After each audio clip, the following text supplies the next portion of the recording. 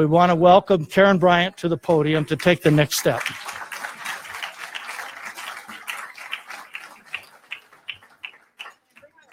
You can bring your wine and eat dinner. Yeah. Well, thank you, Dick. I have been at many events like this. I will say I've never been an MC, so we'll sort of work on my comedic timing and see if I can live up to the legend that is Bruce Harrell in the act that he performed last year, which I'm sure was quite dubious. I've never been called the legend. I've never been called perfect, nor have I ever been referred to as gentle or kind. But nonetheless, I'm here with you tonight. I am a lover of athletics. For everything that I have accomplished in my life, all that I am as a human being, as a sister, as a partner, as a mother, I owe much of that to athletics. I have had the pleasure of having just about every role you can have in athletics. I was a fan, I was a player, I was a coach, I was an executive for 18 years, certainly a community ambassador, and now I get to experience sports through the eyes of my 9-year-old daughter. Those of us in the room are either athletes or athletic supporters, so we all have in common that we understand the power of athletics. The life lessons and experiences that athletics uniquely offers. Obviously, academic experience is extremely profound in how it shapes young people, and athletics is the perfect complement to that, and all of us have our own stories. I am thrilled to be here tonight. I don't get to do this as much as I did in my 18 years in women's pro basketball, and I miss sort of being in front of folks who deeply appreciate and understand the power that is sports. So again, Dick, thanks for inviting me to be here. I'm thrilled to be here, and to all the honorees, and I'm thrilled that I have a personal connection with many of them. Certainly Tara and I both played women's basketball at the University of Washington. I watched her as a young woman and not only got to know her and still consider her a dear friend, but her wonderful mother, who's also here tonight. Oh, and Sean, you're here too, her sister. Sheila, I obviously was a huge fan of yours, and congrats on your WNBA career following your high school career. Mario Bailey and I, there are many Huskies. Mario and I were at UW at the same time when we won that co-national championship in 1991. I've had the pleasure of getting to know Debbie Armstrong and her daughter, and just got to match that by meeting her parents this evening. Bruce and I certainly tried to play our part in keeping the Sonics in Seattle. And although we failed, I know Bruce has been a huge advocate in his role as a city council member on the power of sports, and has worked tirelessly to convey that message to anyone who will listen. So Bruce, I really appreciate all the hard work that you have done throughout the years to advocate for the power of sports for our community.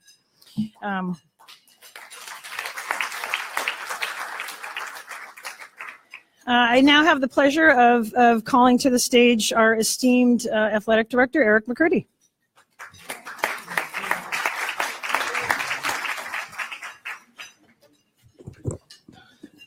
Thank you, Karen. I wrote down some notes. Actually, I was out of town at a conference last couple of days, and Kim Smanky, Kim wave at me. She's here somewhere. She's our communications manager for the district. And so she wrote up a little something for me for the next individual that I'm going to present, and so I'm going to read it. The problem is I didn't bring my glasses. Well, when you're dumb, you're dangerous on this stuff. So I'm going to read this. Bear with me. Now I have the pleasure of introducing a very special person, the head of the largest and best school district in the state of Washington. Or as I like to think of him, the top coach. I know that tonight it's about celebrating excellence in athletics, but it wouldn't be a proper introduction without shining a spotlight on some of the victories Dr. Nyland has led the district to at this point. Many of us in this room know it from personal experience, but Seattle Public Schools is recognized nationally as a high-performing major urban school district. Under his leadership, the district has made significant gains that our students are learning and how well they are succeeding after graduation. Our third graders outscored the statewide average on the English language arts test by 10 percentage points. In math, our eighth graders have a 15% point lead over their peers statewide. 71% of the class of 2016 were enrolled in college during their first year after graduation. I think that's very impressive.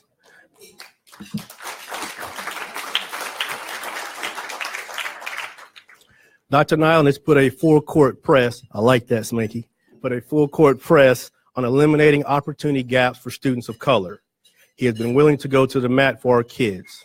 As a result, our district graduation rate is on the rise. The gap between the Caucasian and African American students is closing. 11 of our schools this year were recognized as schools of distinction. 4 of our schools led the state in eliminating academic gaps for students of color. Seattle piloted President Obama's My Brother's Keeper, a mentorship program that has resulted in improved attendance and academic achievement for African American students. Finally, Dr. Nyland has kept his eye on the ball and guided Seattle Public Schools through some tough times. He led us through a labor strike, a serious budget deficit, and installed a belief that every student in every classroom every day matters. Please join me in welcoming our superintendent, Dr. Larry Nyland.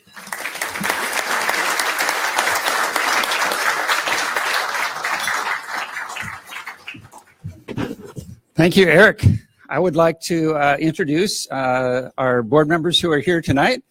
President Leslie Harris.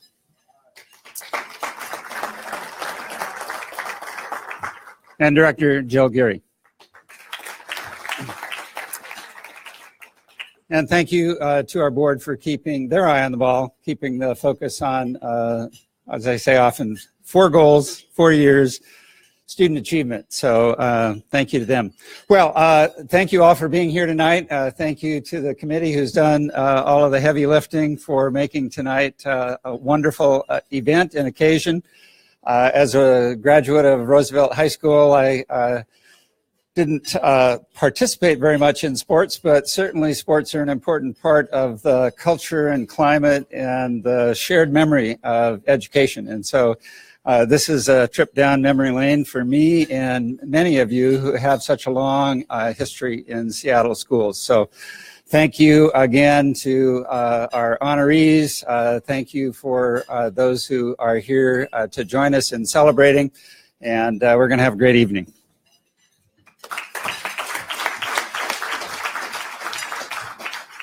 Thank you, Superintendent. I have a few people that I want to recognize, so please bear with me. When you put on an event like this, there's so many people to celebrate. I want to make sure that I do that. First, I would like to recognize 2 people from an inaugurational class from last year, Miss Pat Trish Bostrom and Dr. Charles Mitchell. Would you please stand up and be recognized?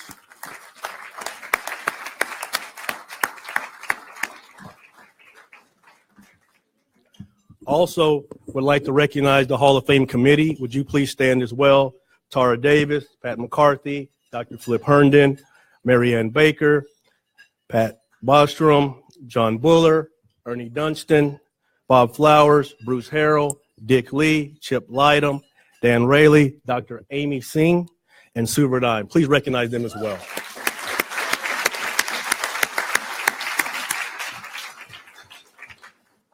I don't know, Amy, where's Amy? Let's see.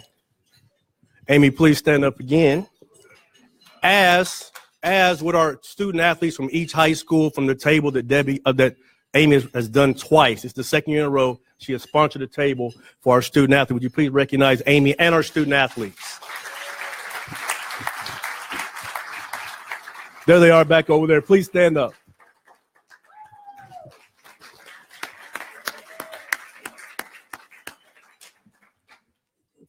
I want to also thank the WAC, the 101 Club, John Bullard for hosting us. This is such a great venue. We really appreciate and enjoy being hosted here. I want to take a quick second to thank someone that has been instrumental to the Metro League. When you talk about Seattle Public Schools, we're the largest mixed public and private league in the state. We did something this year, just like we're innovative on the teaching and learning side of the house, we're also innovative in educational-based athletics. And we did something this year for the first time in the history of this state.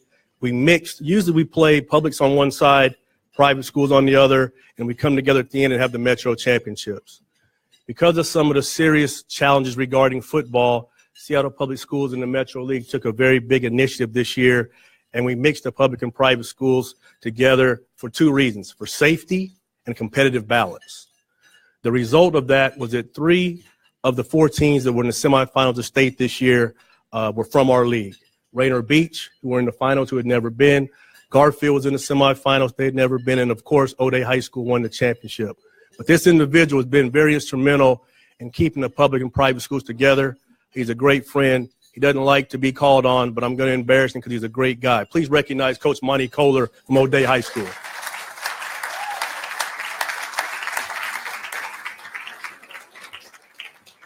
I'd also like to recognize the gentleman next to him, the president of O'Day, Jim Walker. Thank you, Mr. Walker, for being here as well.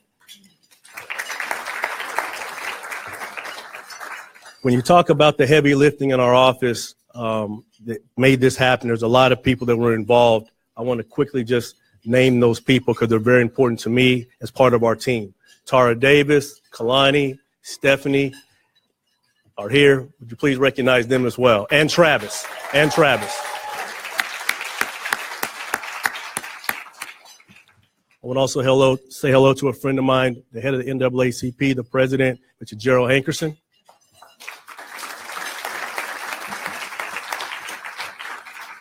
And lastly, someone that has supported me publicly and privately, Ms. Joanne Harrell.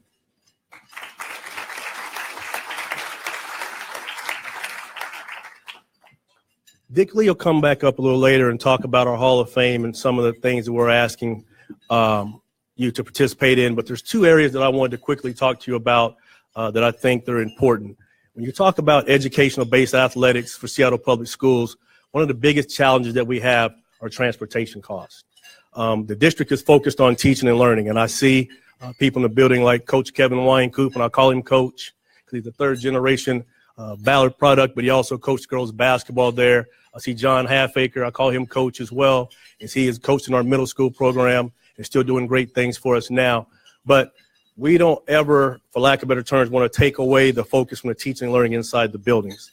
With that being said, art, music, dance, cheerleading, educational-based athletics, those things are nuggets to get our students to graduate. I'm very proud to say that our Seattle Public Schools standard for graduation rates and being eligible is higher than even the WIA standard.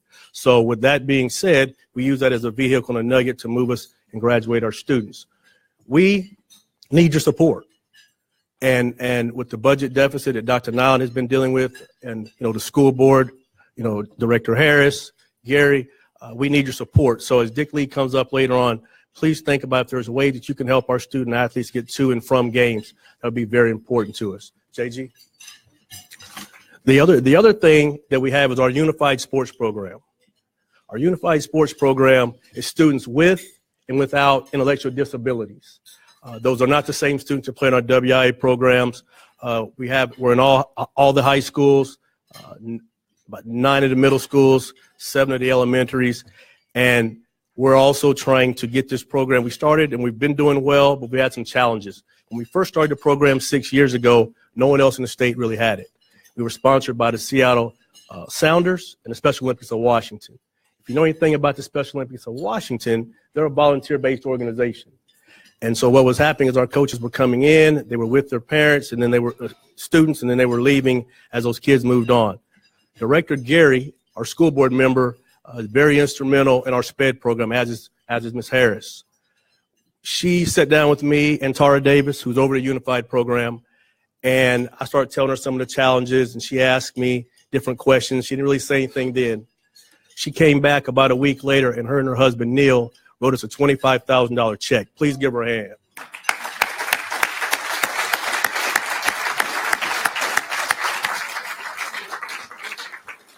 So I was born at night, but not last night. I figured if somebody gave me $25,000, the least I could do is let them have 30 seconds on the microphone. So, Director, would you say a little something, please? First, I want to say congratulations to all the past Hall of Famers and this year's inductees. It's truly impressive. And I want to invite Tara up here with me while I speak because she's my partner in this. So it really did happen that way in that I was listening and I said, well, what do you need? And he said, I need money to support my coaches because these people volunteer. But as we all know, when you volunteer, it takes a lot out of you. And you end up giving more and you spend your own money. And we don't need that. We need these people to bring their hearts and souls, and we need them to not think about what their expenses are, but whether or not they can do this job and support our kids. Unified is a great program where it takes a student with disabilities and an able-bodied student, pairs them together for a common purpose. And it's a very collaborative and wonderful opportunity for everybody to work together and acknowledge the strengths that all of our students bring. And that's the truth about athletics. We all know in this room that athletics has broken down barriers for people since time immemorial, right? I mean, that's how it works. And so I gave that money in hopes, in part, that it would raise awareness about this program. And now I challenge all of you. That's all it is. I put this on the line. I go to work every day for free for the school board, as Director Harris and I know. But I'm still willing to give more. And I challenge all of you to think about what you can give more to. And we're hosting the Special Olympics this summer. And so there's going to be so many opportunities. It's going to be at the UW. And we, Seattle, need to put on our best face and show that we come out for our kids no matter what somebody else wants to label them, because they are our kids and they are our athletes. And we love them and we support them. And every one of their victories is a victory for our whole city. So thank you. Congratulations to everybody. And did you want to say anything about this? It's so important. And she's doing all the work, honestly. Thank you, Director Gary. Part of the work and part of the challenge, too, is just getting people out. We've had our students age out of the program, and it's a unique experience when you can go and you see students with intellectual disabilities and students without. They come together in a unified way. It actually unifies the whole school. You have students who may not have recognized a student with an intellectual disability, and now they're on the same team. And it really brings the school community together. And that's what we need. We need our students to have a sense of purpose and pride, not just for their school, but all students who attend schools. That's what we say here at Seattle Public Schools. Every student, every classroom, and every day. Well, how do we show it? And this is a great way to show it. So I'm very happy to be doing this work. I actually have an opportunity to coach one of the all-female team in the 2018 Special Olympics, and I'm really excited and honored to do that. So whatever you can do, just think about if you could come out and support, if you can give to the cause, please do. Thank you. Thank you.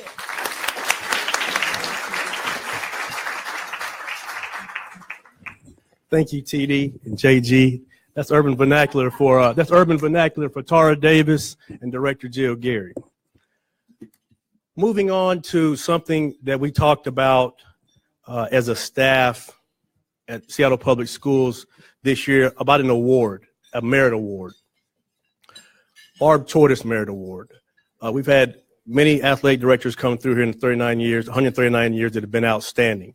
You've had the late Harvey Landum. You've had the late Frank Inslee. You've had Amy McWashington. We've had some great ones. When you talk about Barb Tortoise, I consider her a friend.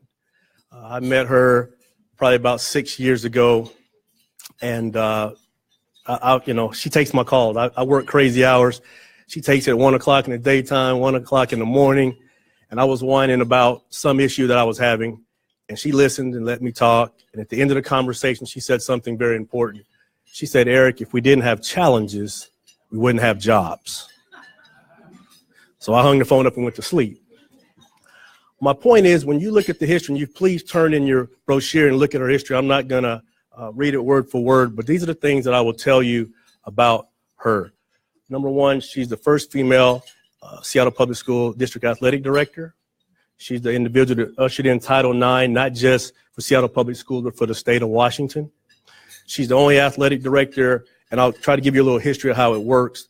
If you're in higher education, you have the NCAA governing rules. For all high schools, it's called the NFHS, the National Federation of High Schools. There's also an Athletic Directors Association called the NIAAA. She's the only athletic director, male or female, in the state of Washington to be in both of their Hall of Fames. She was here. She's the longest tenured Seattle Public School athletic director at 23 years. And she's just someone that I truly, truly admire. Last year, she couldn't make it because she was sick. She's retired in Arizona now. This year, she was having total knee reconstruction surgery. I wanted to put something on the screen. We tried to work with her, but the surgery things happened, and she wasn't able to make it. But let me tell you, she's here in spirit. She's a great lady.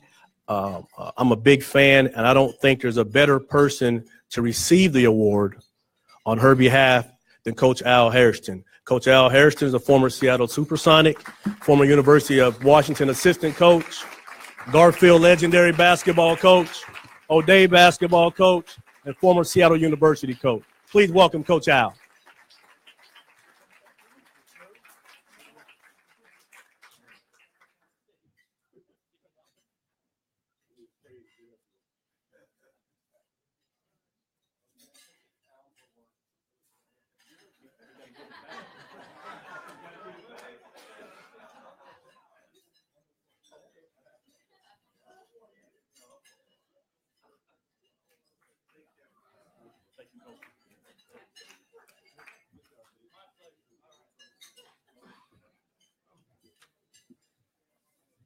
The Barbara Tortoise Merit Award. Open your program. You're going to hopefully go through a little bit with me here. Award was created in 2018 to honor a community member of outstanding service and support of Seattle Public Schools and Seattle Public School athletics. The person exemplifies integrity, leadership, sportsmanship, and community involvement that parallels the goals of Seattle Public Schools athletics. So now a little bit about the Barbara Tortoise Merit Award 2018 recipient, Mr. Larry Gossett. So first a hand for Mr. Gossett, and then you're going to have to bear with me as I read just a little bit about Mr. Gossett. King County Council member Larry Gossett serves on the Metropolitan King County Council, representing many Seattle neighborhoods, including the Central Area, Capitol Hill, Beacon Hill, the Rainier Valley, Seward Park, UW, Fremont, Ravenna, Laurelhurst, pretty much all of everywhere, Skyway neighborhood in unincorporated King County. Larry Gossett grew up in West Seattle and Central Seattle and graduated from Franklin High School, but I do believe you spent a year at Garfield, so we weren't quite sure what colors, I know, but green wore out, so we're good. After 2 years at the University of Washington, Gossett became a Vista volunteer in Harlem and worked with poor youth and families. On his return to the UW, he was active in the Student Nonviolent Coordinating Committee in 1967 and co-founded the University of Washington Student Union, UW-BSU, in 1968. Through the BSU, Gossett helped push UW to create Black Studies program. He also helped organize nearly a dozen high school and middle school Black student unions throughout the city. Gossett fought to eliminate racial discrimination and increase the enrollment of African Americans and other students of color at the UW. After graduation, he became the first supervisor of the Black Student Division in the Office of Minority Affairs and helped found some of the key institutions for promoting and sustaining racial and economic diversity at the UW. Gossett developed a close relationship with activists for racial justice outside the Black community, and along with Bernie White Bear, Bob Santos, Robert Mastras, founded the Minority Executive Directors Coalition in 1982. Gossett served as the executive director of the Central Area Motivation Program, after which he was elected to the King County Council. Councilmember Gossett is extremely proud that in 1999, 13 years after the 1986 county's change to honor Dr. Martin Luther King, he spearheaded the campaign to change the county logo in the image of Dr. King. In the summer of 2008, the University of Washington Alumni Association gave him the esteemed honor of being selected to one of the wondrous 100, one of the most influential UW graduates over the past 100 years. That's a pretty big deal. Larry Gossett is a highly respected community leader who has advocated for the underrepresented and underprivileged in King County for his entire career. He is an advocate for programs that help inner city youth and racial and class discrepancies in our local criminal justice system. He has the ability to motivate and inspire people of all races and walks of life. He is dedicated to the cause of equal rights and economic freedom for all of our people, much of which is obviously the goals of Seattle Public Schools. So it is my pleasure, if you would please, Mr. Larry Gossett, come forward and receive your award. I hope I did you a little bit of justice.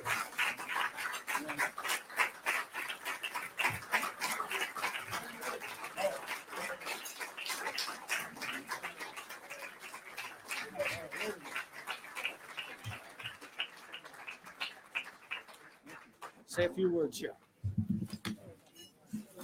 Yeah, hold it for a second. I told her I was not going to forget that award.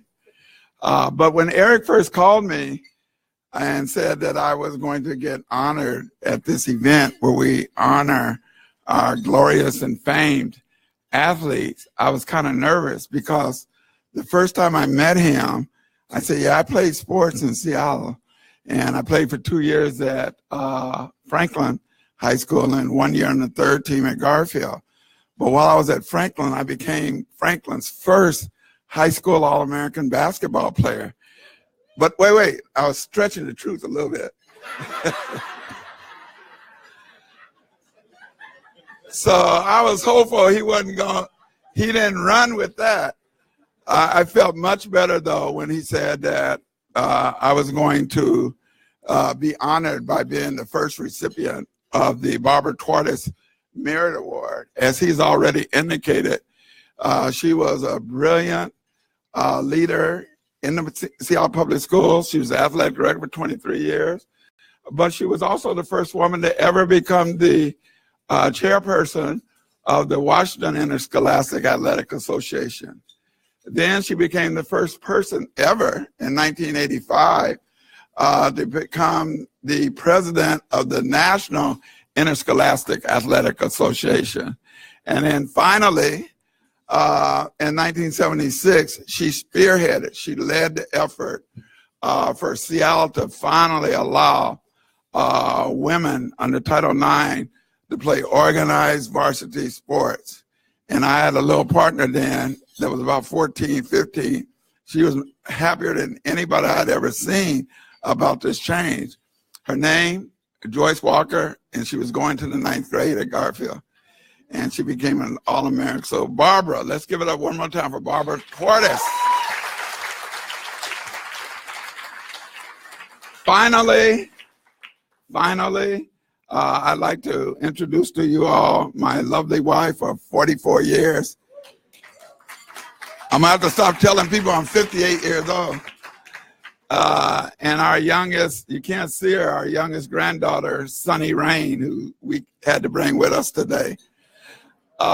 And lastly, I wanna give a shout out to all the awardees and winners that are gonna be inducted on this evening, because this is a tremendous honor to be selected as one of Seattle's greatest. I've already indicated earlier, I wish I really were one of them, but y'all are, and we are highly appreciative of Mr. Lee and everybody else, Eric, that have been involved in building this wonderful program where we honor our top athletes who are also top people and leaders in our community each and every year. Thank you very much.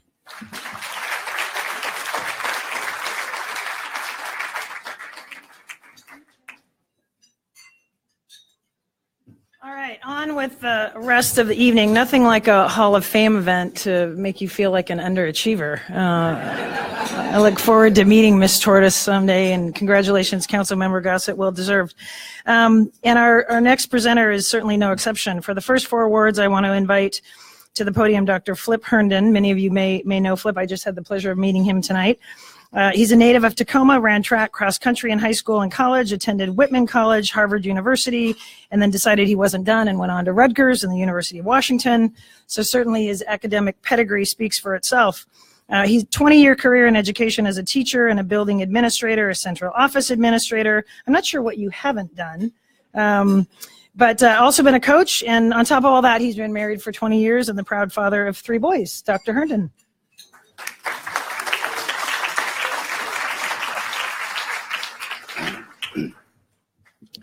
Well, good evening. Not an easy act to follow with such recognitions coming up, but I'll try and do my best. I'm happy to present these next 4 awards. The recipients aren't here tonight. 2 of them are posthumous, but we'll go through and talk about the first one.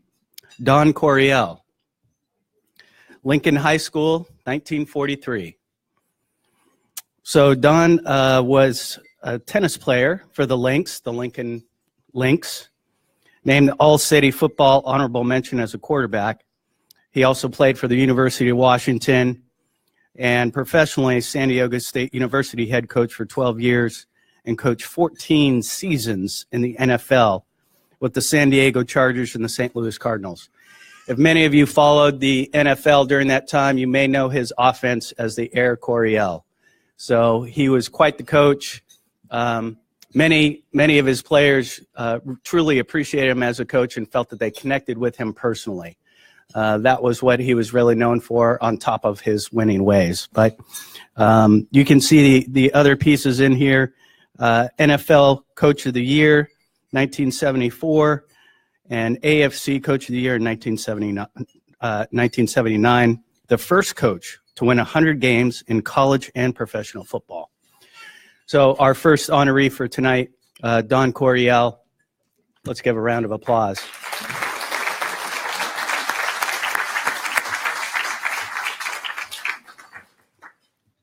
Our second honoree for tonight, Mr. Sammy Wright, also from Lincoln High School, 1945. First 2-time first-team All-City catcher for the Lynx. First-team All-City basketball center as a senior, leading Lincoln to the state championship. Little fact, Sammy was actually born in Wenatchee, but we're glad that he came here and decided to pursue his high school career here in Seattle. He declined to play professional baseball, even though he had offers to do so, and decided to attend the University of Washington. Playing for, leading as a hitter, as a sophomore and a junior, led Washington to its first NCAA basketball tournament in 1948 and selected to the All-West team in 1949 by the National Association of Basketball Coaches. Once he finished at University of Washington, he declined some professional basketball, a professional basketball offer from the Minneapolis Lakers. Played with the Pacific Coast League Seattle Rainiers for 3 years, and then an 11-year Major League Baseball career playing for the Boston Red Sox, Milwaukee Braves, and the Philadelphia Phillies. He's already been inducted into the state of Washington and Husky Halls of Fame. And one last little factoid about him, in 1959, he ruined a no-hitter of Bob Feller. 7th inning, broke up that no-hitter, and ruined that game for Mr. Feller. So if we could honor Mr. Sammy Wright.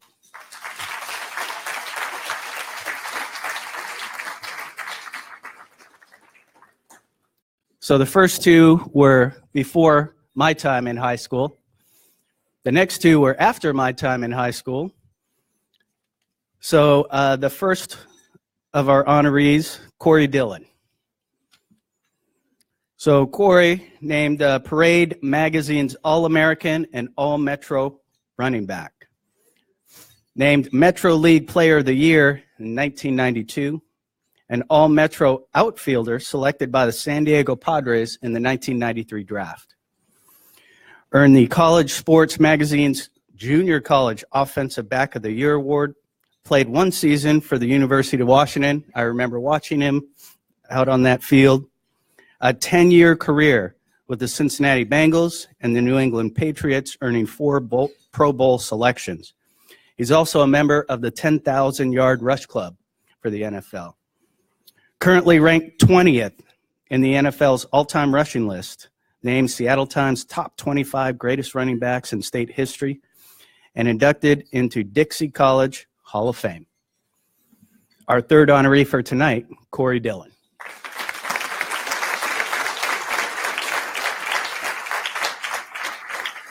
I forgot to mention that it was Franklin High School, class of '93, so I can't forget the high school there.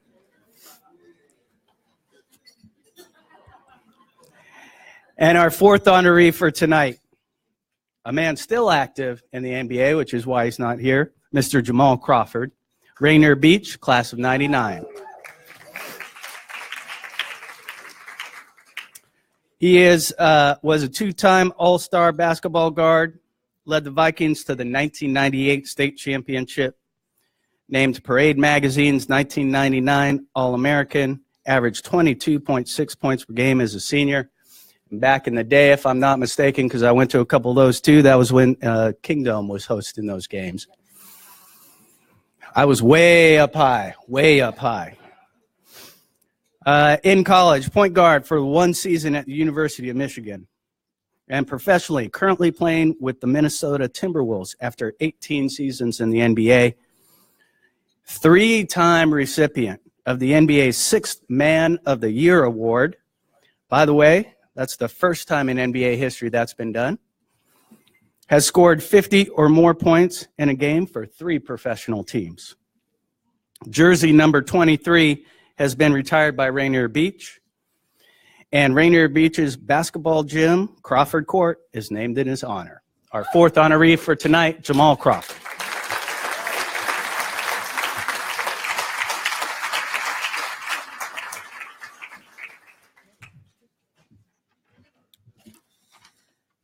Thank you, Flip. Please welcome to the stage our next presenter, a woman I just had the pleasure of meeting tonight and has some wonderful golf stories about playing at St. Andrews. And but I know a significant leadership role in making this event and this Hall of Fame actually a reality. Dr. Singh has lived in North Seattle for almost 28 years. She's raised 2 boys, both of whom were student athletes at Ingram High School. She's been an avid, sometimes rabid, I'm told, supporter and advocate for public education and the importance of athletics as well as educational activities as a part of young people's growth and development. She's a retired physician and now spends her time focusing on things that she is passionate about and bringing joy.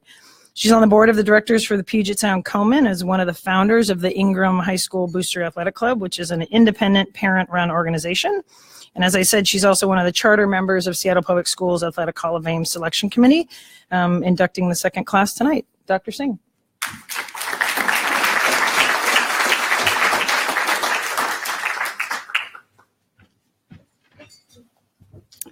Thanks, Karen. So I must be the only person who has to lower the microphone.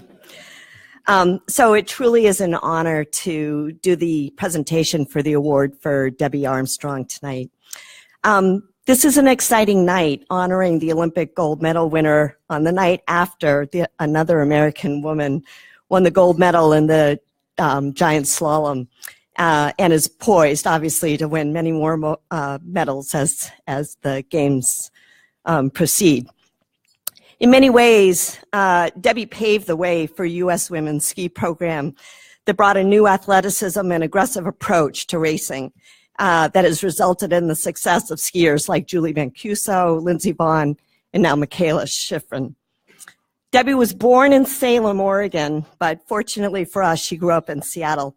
She was a multi-sport athlete at Garfield High School, and in addition to ski racing, she achieved varsity letters in tennis, volleyball, basketball, and soccer. She was a member of the Garfield High School girls basketball team that won the Metro Championship her freshman year, and the following year they won the state championship. She also was an MVP for the soccer team, and in 1980 she won the national junior title in giant slalom at Squaw Valley. While Debbie made the U.S. ski team in 1980, she actually catapulted to the international stage at the 1984 Olympics in Sarajevo, where she became the first American woman to win a gold medal in skiing since Barbara Cochran won the gold medal 12 years previously. Debbie's gold medal was the first in a string of medals won by American skiers at the 1984 Olympics, including Kristen Cooper, Phil and Steve Mayer, and Bill Johnson. By the way, all 5 of those medalists came from the Northwest. After her retirement from competitive skiing in 1988 at the ripe old age of 24, Debbie left the ski life behind and went and got her degree in history from the University of New Mexico. She's been involved in various humanitarian causes as well, including the Debbie Armstrong Say No to Alcohol and Drugs campaign, the Ski for All Foundation, which opens skiing events to the disabled, and the Global Relief as an LEAF, Sarajevo, which seeks to reforest Sarajevo after the Bosnian War. Today, Debbie serves as Alpine Competitive Program Director for the Steamboat Springs Winter Sports Club, a world-renowned ski club located in Steamboat Springs, Colorado, which is where she is tonight. She has helped develop more young talent, and the SSWSC has had many medalists in the past several Olympics. Debbie developed her racing skills in the 1970s at Alpental, up at Snoqualmie Pass, and the run Debbie's Gold and Armstrong Express high-speed quad chairlift are named in her honor. She was inducted into the U.S. National Ski and Snowboard Hall of Fame in 1984. While she lives in Steamboat Springs, we are still fortunate to have her parents reside here in Seattle, and she does visit several times a year, bringing her 10-year-old daughter, who is now also apparently hitting the ski slopes. Debbie couldn't be here tonight, and accepting the award on her behalf are her parents, Hugh and Dolly. Congratulations to Debbie on the 2008 class of athletes inducted into the Seattle Public Schools Athletic Hall of Fame.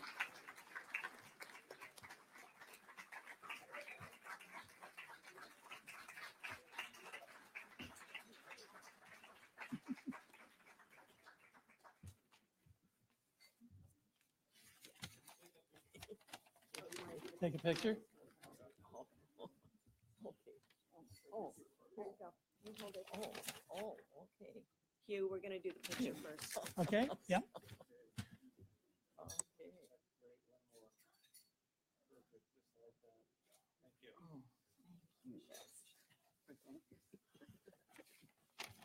Thanks, Amy. Debbie regrets that she can't be here. She's coaching ski racing in Steamboat Springs, Colorado, and her kids need her. So she's still there.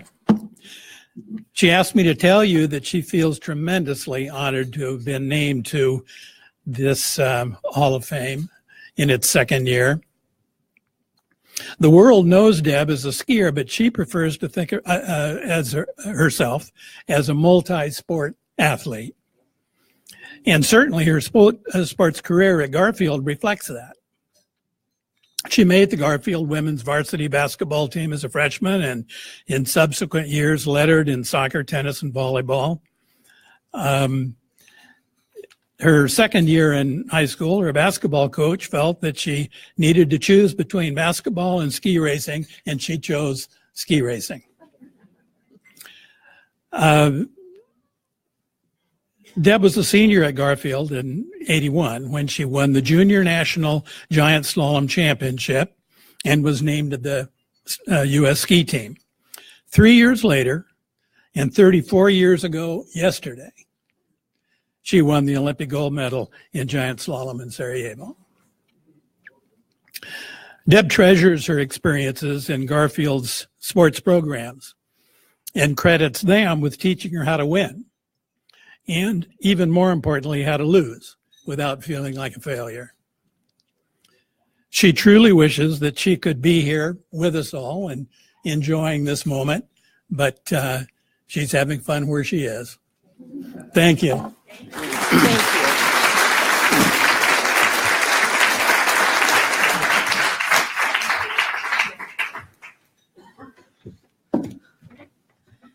Oh, as I said at the beginning, I had the pleasure of meeting Debbie. She sat courtside with me a few times at Storm games and brought her daughter. My daughter's 9, so our daughters got along famously as well. But I think in addition to her accomplishments, obviously not only at Garfield, but on the slopes, she's a great example of how athletes, because of the impact sports has on us, we use it as a vehicle to give back. And Debbie is a huge example of giving back to not only a sport she loves, but to kids, and a great example of paying it forward. And just, I'm sure, one example of many of the inductees tonight who are doing exactly the same thing.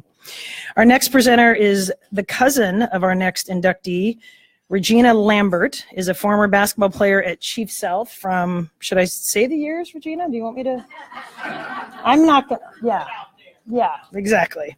Where she earned the name Gee Whiz for being the best defender and only sophomore to start for the Lady Seahawks in 1974. We're about the same age, and I remember that Chief South program, a very formidable women's basketball program at the time. Her love for basketball was followed by her volunteering and coaching youth teams at the recreational level. She's also has the honor of being the oldest returning alumni player to play in the alumni game. More power to you. But again, most probably, I'm sure, the mother of 2 sons and the grandma of 5, Regina Lambert.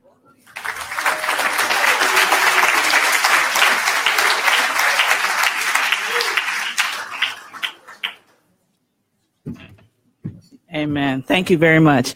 I have the honor and the privilege of being the cousin of the next recipient, and her journey began when she was about maybe 8 years old. Her stepfather put the basketball in her hands, and she never looked back from then. She would carry that basketball with her everywhere she went. She slept with the basketball.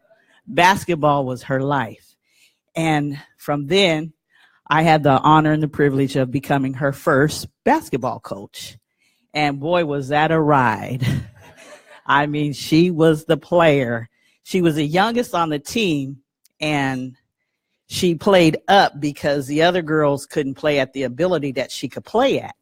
And so I then later told her we were going to play next year, and the team just kind of fell apart. And so I had the honor and the privilege of passing her off to Jim Webster. Awesome, awesome man. He was just phenomenal in her life, not just because of basketball, but he made sure that she knew how important her education was in her life. And from then, she went on to Chief South High School, my good old alma mater, and she got the privilege of being under the tutelage of Carmen Martinez.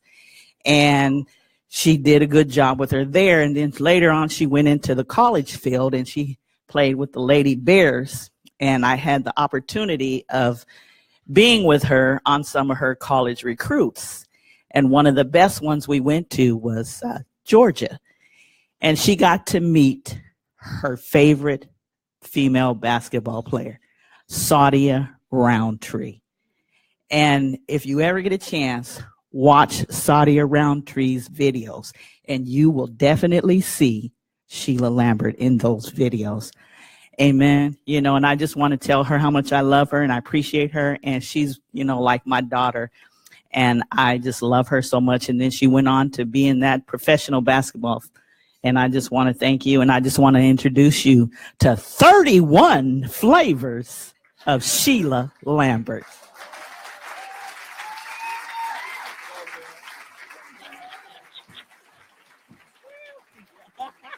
Thank you.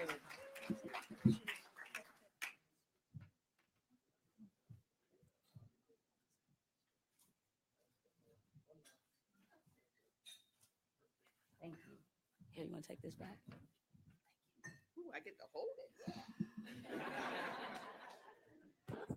So I'm not very good at public speaking. So if my voice starts to shake, just bear with me. I'm grateful to be honored with such great athletes.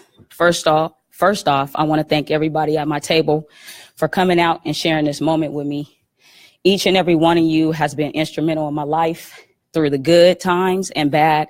You always stood by my side and helped weather the storm. You are all a big part of why I am this fabulous woman standing here today. Thank you.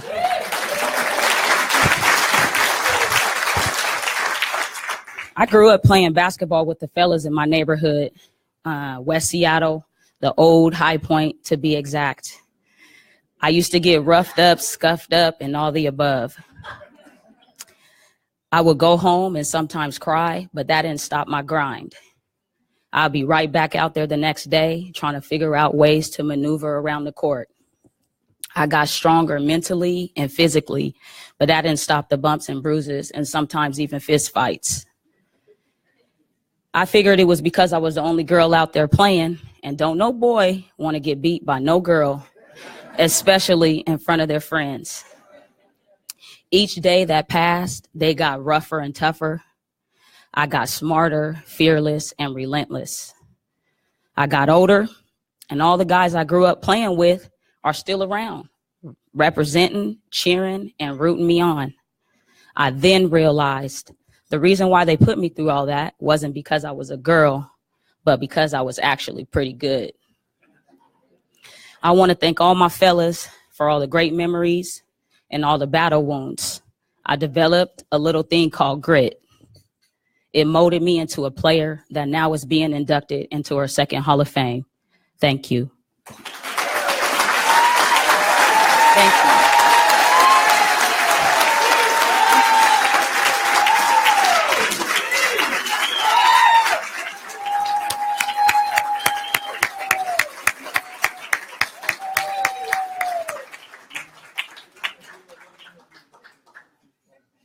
Oh, she's by demand. I was going to say, Sheila, you're actually wrong. You're a great public speaker. Yeah. Yeah. I know Sheila a little bit, and know a little bit about her story, and she's a great example of how, basketball not only helped raise her, but it really shaped her. Carmen, I didn't realize you were here. I didn't get to say hello. Kathy, my goodness, a table of coaches, Sandy and Kavan from Lakeside, Joe. Your table is an example of, it takes a village, and I know all of you coaches really pretty well, and had the pleasure of coaching. I shouldn't say pleasure of coaching against Sheila, but I was also involved in the Magic program and knew Jim well, and rest in peace, Coach Webster. But it takes a village, and coaches, I'm sure many of us are.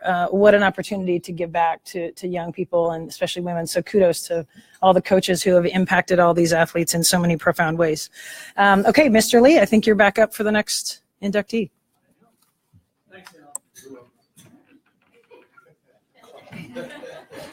Al went and had his eyes dilated today, and so reading the program was not an option.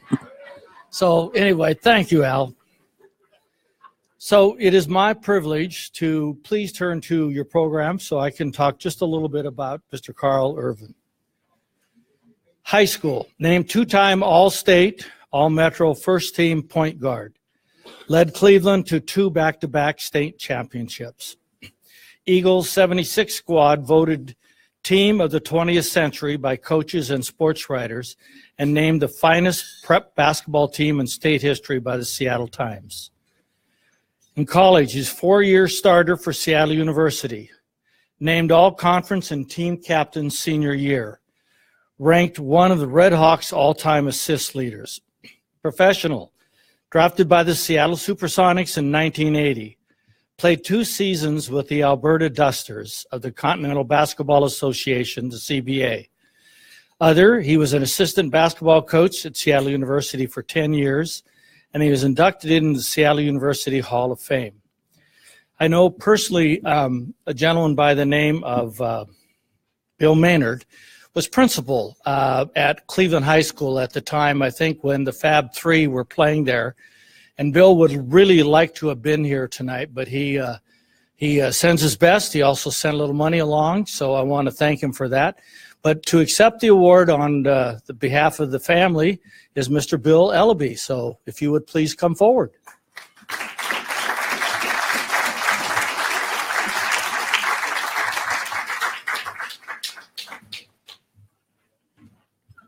Thank you.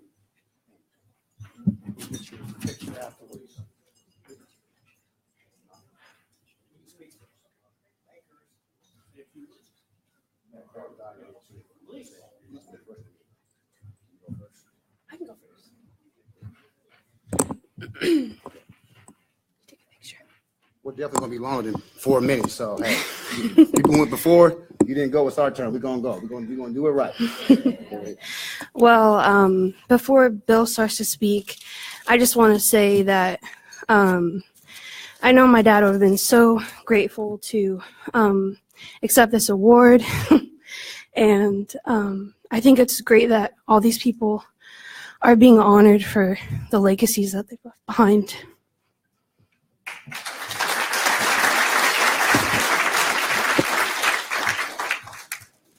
I want to first thank God. I want to first thank God, my Lord and Savior Jesus Christ. Through Him, all things are possible. Carl, we were raised in a family, went to church, went to Mount Zion, and we took God very seriously. And it's just a blessing tonight to be here to represent Carl. On behalf of my late uncle, Carl Ervin, it's an honor and privilege to accept this great recognition by the Seattle Public Schools Athletic Hall of Fame. For my family in attendance, Carl's lovely wife, Penny Ervin, his beautiful daughter, Carly Ervin, his loving sisters, Yvonne Carr, Sarah J. E. Dean Ervin, Etta Walters, Charlene Franklin, brothers Charles Ervin Jr. in attendance, his lovely wife, Beverly Ervin, Dr. Shalon Ervin, Zach Graves, Mr. Thomas Costello, and also my son, Kobe, and Chancellor, and my wife, Elizabeth Ellaby. Thanks for coming. It means a lot that you're here to celebrate for Carl Ervin.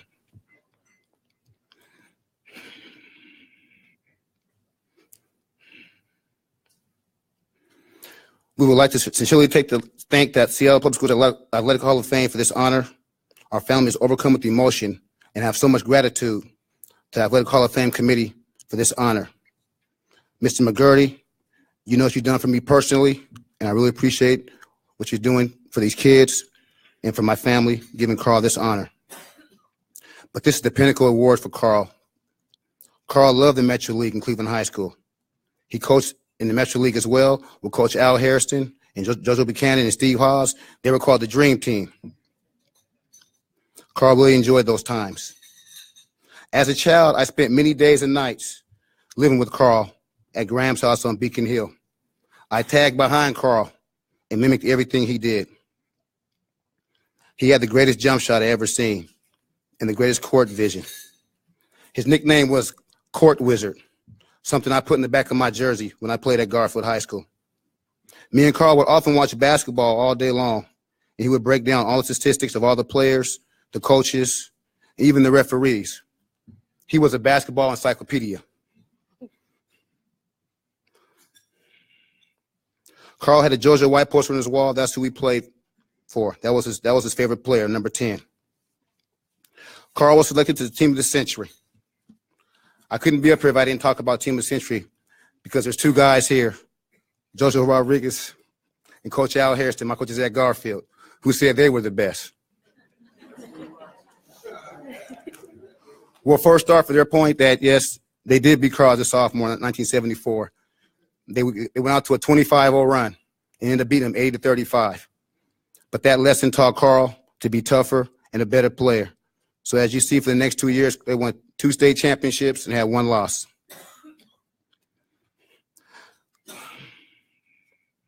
Carl's best friend, Silk, Keith Harrell, Garfield Superdog, best player. Later played with Carl at Seattle U before becoming a world-renowned motivational speaker.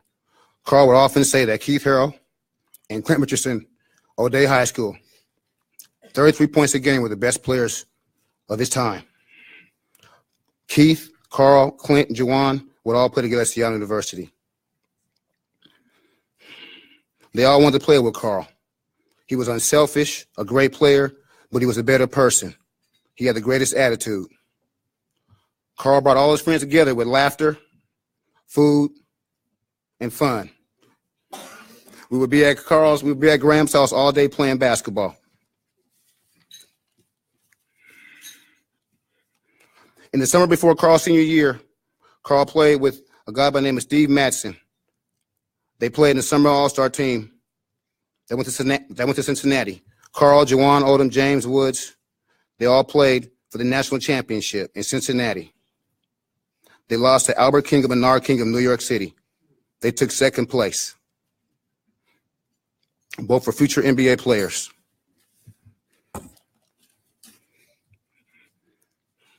How could I be up here while talking about Carl's team, the 75 team, the 76 team? We talked about Carl and James Woods and Juwan Odom and even Eli Carter, all Division I players. But there were other guys as well, like Brad Bowser and John Bell, Danny Horn. Carl's best friends, Phil Petty, Buddy Williams, Keith Laurie, and my favorite, Robert Keller. Other guys were James Carter, Tony Carter, Maurice Young, Jesse Gardner, Gary Bowman, Tom Kier. Carl's mom, Mike Graham, she called these guys the Blue Bandits, the reserves. They played a big part in Cleveland's 2 Dream Team seasons, pushing the starters into practice and making them a better team. Often practice were tougher than the games. I would watch them guys as a kid. They would literally fight to win the basketball game. I would ask Carl to give me a shiner as well, but Juwan Odom beat him to it.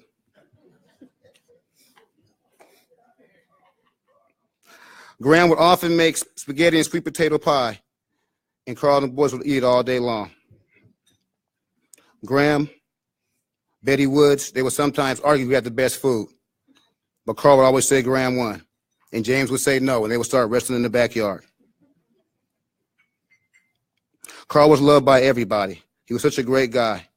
Everybody used to come by the house. The games were the best I ever seen. I had front row seats, and I was blessed. Guys like Jojo Rodriguez, Lavelle Stanford, Leon Johnson, Clarence Ramsey, James Edwards, Kim Stewart, Mike Bethea, it really didn't matter, Wayne Floyd, David Barton, and many others. When they weren't playing basketball, they were doing other things, as you would know. They would meet at Graham's house, 8 or 10 of them, and they would jump in Juwan's Ford line, or they'd get in Carl's 1973 Chevy Impala with the white vinyl top. They would head out of town to Lewis and Clark Drive-In, and I would beg to come with them. If Carl was here today, he would thank his favorite coach, Coach Frank Ahern. He was the best coach in Metro history sports. Let's give Coach a hand.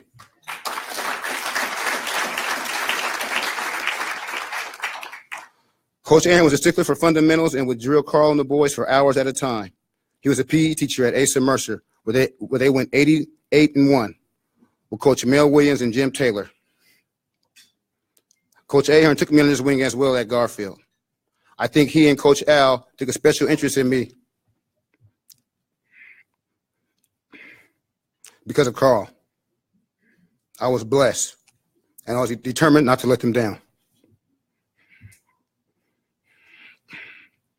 Carl had another coach, too, named Mr. Fred Harrison, a great man. He played at Rainier Beach High School, was a center in 1974. He ended up being a role player in college, went to Highline, went to Montana State, but he was a great man, and he understood basketball from a different perspective since he wasn't a star. He was able to mold a team together, and they played together hard for 2 years. Carl always felt he was the reason why he got the job at Highline. Carl felt that him and the boys played for him and would do anything for him.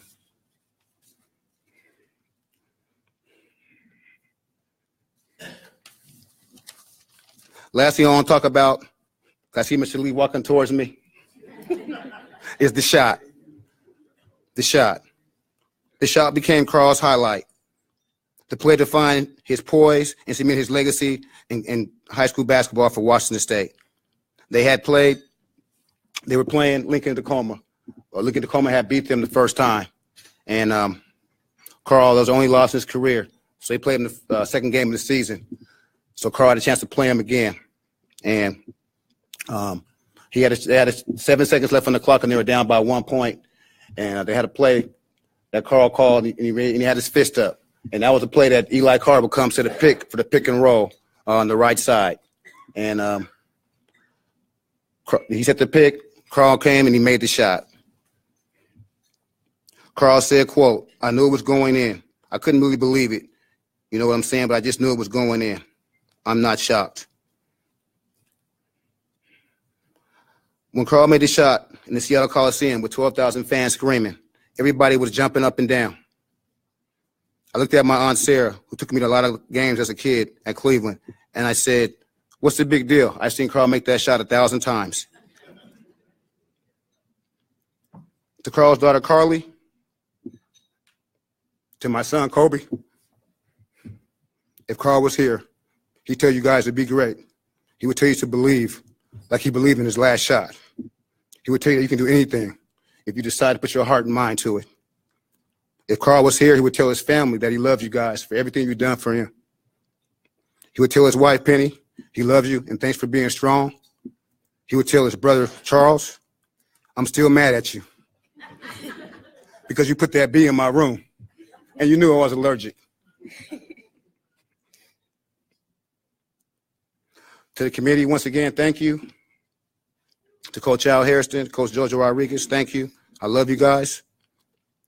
Our family will appreciate this for the rest of my life. Thank you.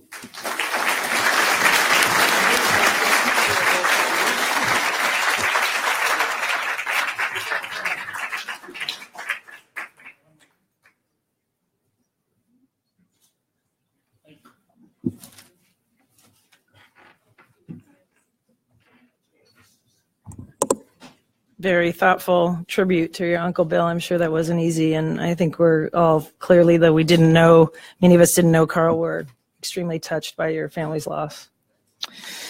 Our next honoree will be introduced by one of his former high school coaches. Dave Belmont is a retired teacher, Metro basketball coach since 1971, head coach at Franklin High School for 16 years, 1983 Coach of the Year, assistant coach at Garfield, and currently at Rainier Beach, where they have won, obviously, multiple state championships. Coach Dave Belmont.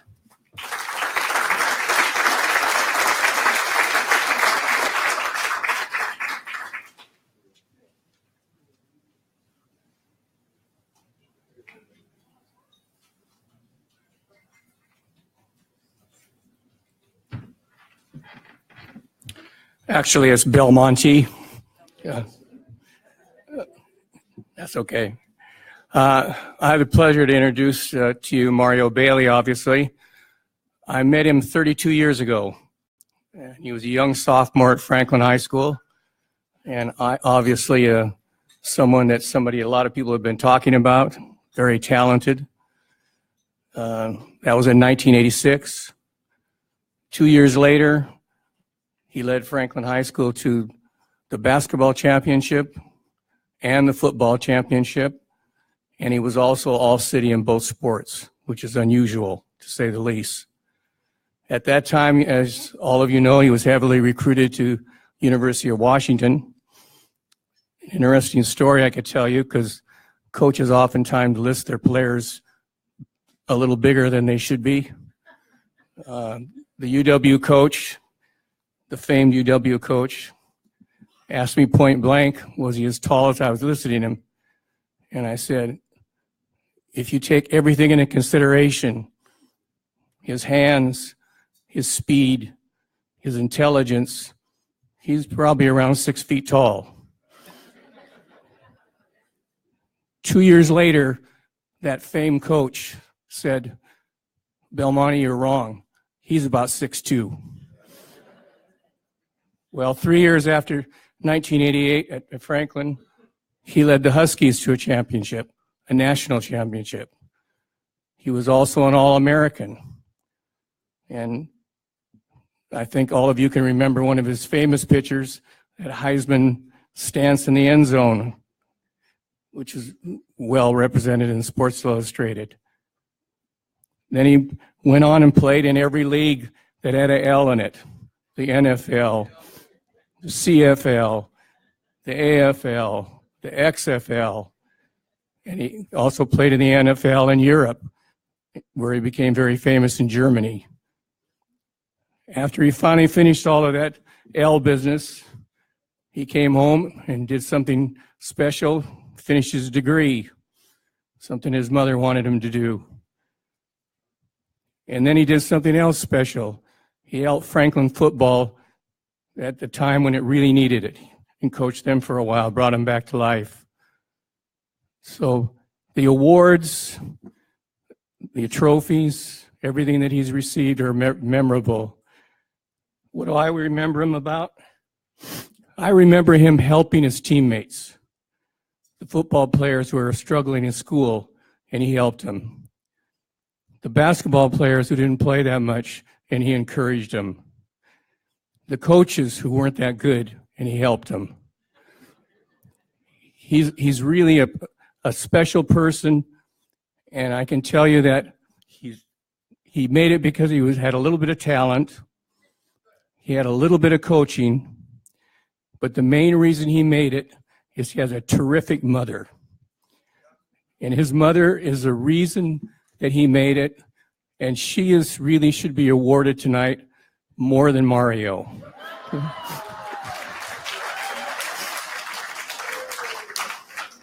So I present you Mario Bailey, produced and coached by Margaret.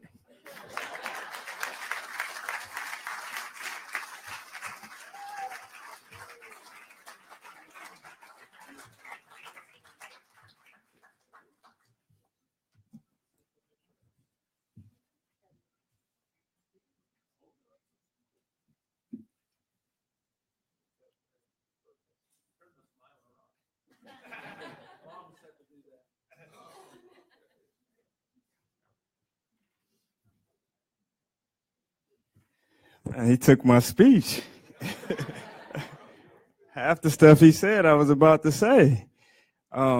First, I don't think you should give these speakers wine before you get up here and talk. That hasn't happened before.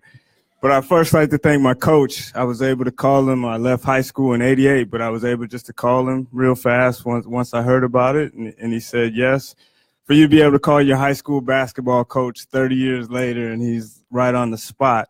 To top it off, he's a coach right now at Rainier Beach, and he left at halftime and they were winning and they end up losing. So he has to have special love for me to leave his team at halftime. So thank you, Coach. It's greatly appreciated. Man, I had my basketball coach introduce me because I wanted to dispel this football thing. I'm a basketball player, you know. I grew up playing basketball all my life. One of the highlights of my life is actually beating the legendary Coach Al Hairston and my cousin JoJo Rodriguez and my rival Billy Ellaby my last time in the doghouse. I still talk about it. Yeah. Yeah, I left 1988 as Metro champs in basketball. That's what I'm proud of. They had it wrong. They said I was second team. The only thing I wanted them to change was, no, I'm first team basketball. Let's get that straight. But I'm here tonight, kind of like what Mr. Belmonte said. I'm here just specifically just off my support system. At my table, I have my sister, who is really my cousin, but she was raised as my sister. She's 2 months younger than me, but so that makes her baby sister forever. But she's always had my back. She's always supported me, even when I was wrong. She's going to tell you I'm right in public and then come to me in private and be like, what's wrong with you? But that's what a real sister's supposed to do.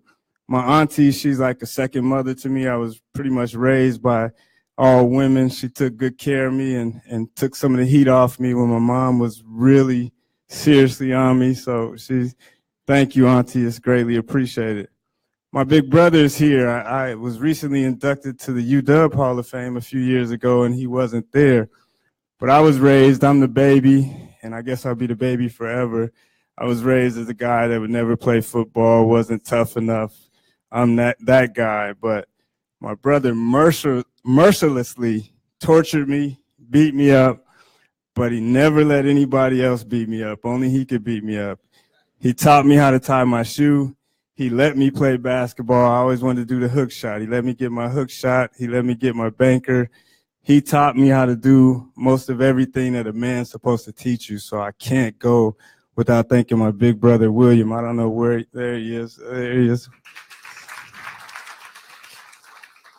And last but not least, what Mr. Belmonte said, these awards are nice and it's greatly appreciated. I definitely appreciate that I can be this old. I won't say how old I am, but that I'm this old because I appreciate it even more. Had it been 10 years ago, I might not appreciate it. So thank you. but I feel like it's specifically for my mother. My life is to make her proud. And Mr. Bomani was right. At one time, I felt like I had played in 100 football games and 100 basketball games, and she had been to 99 of them. And she was like the team mom. She was with Mr. Bomani. They're still friends. They still can talk. She was with my football coach. You know, the lessons that she taught me, you know, from making me bring a progress report home. And one day I brought the progress report home with 2 Ds. And she's like, well, you know, you're not going to play this week. Like, what do you mean I'm not going to play this week? You can't have these grades in this house and play. She's like, but I'm going to go to the game. You can let me know if you want to go to the game or not. And I'm in tears now. I'm like, no, I'm not going to the game. So she went to the game. My team blew them out. She came home and told me how good my team did without me. And we never had that problem again. You know what I'm saying? So I'm forever a mama's boy, and I can't thank her enough. You know, I don't want to get up here and cry, but she is everything to me. And like I said, I live my life to make her proud. If you ask what I'm doing now, I have to tell you that. I actually work for King County. I help 16 to 24-year-olds get back in school if you have dropped out. So if you have anybody that's struggling and needs to get back in school, you can let me know. I also help them with employment. So if you have somebody 16 to 24 that you know needs a job, get in touch with me and I'll help them get a job. I have a foundation in which we feed the homeless. For Thanksgiving the past 5 years, we sponsor families on Christmas. We give scholarships out to those that can't afford scholarships. And last but not least, so I can tell you if anybody's looking to buy a house or sell a house, I work for Keller Williams. You can't come up to these events, give me some wine, and not let me sell myself up here. Thank you all. A shout out to Terry Metcalf, Quaker in the house. Bill Wright, Quaker in the house. Corey Dillon, Quakers. Yeah, we represent well in here. It's the Quakers night. I have to do that. You know, that's just how it is.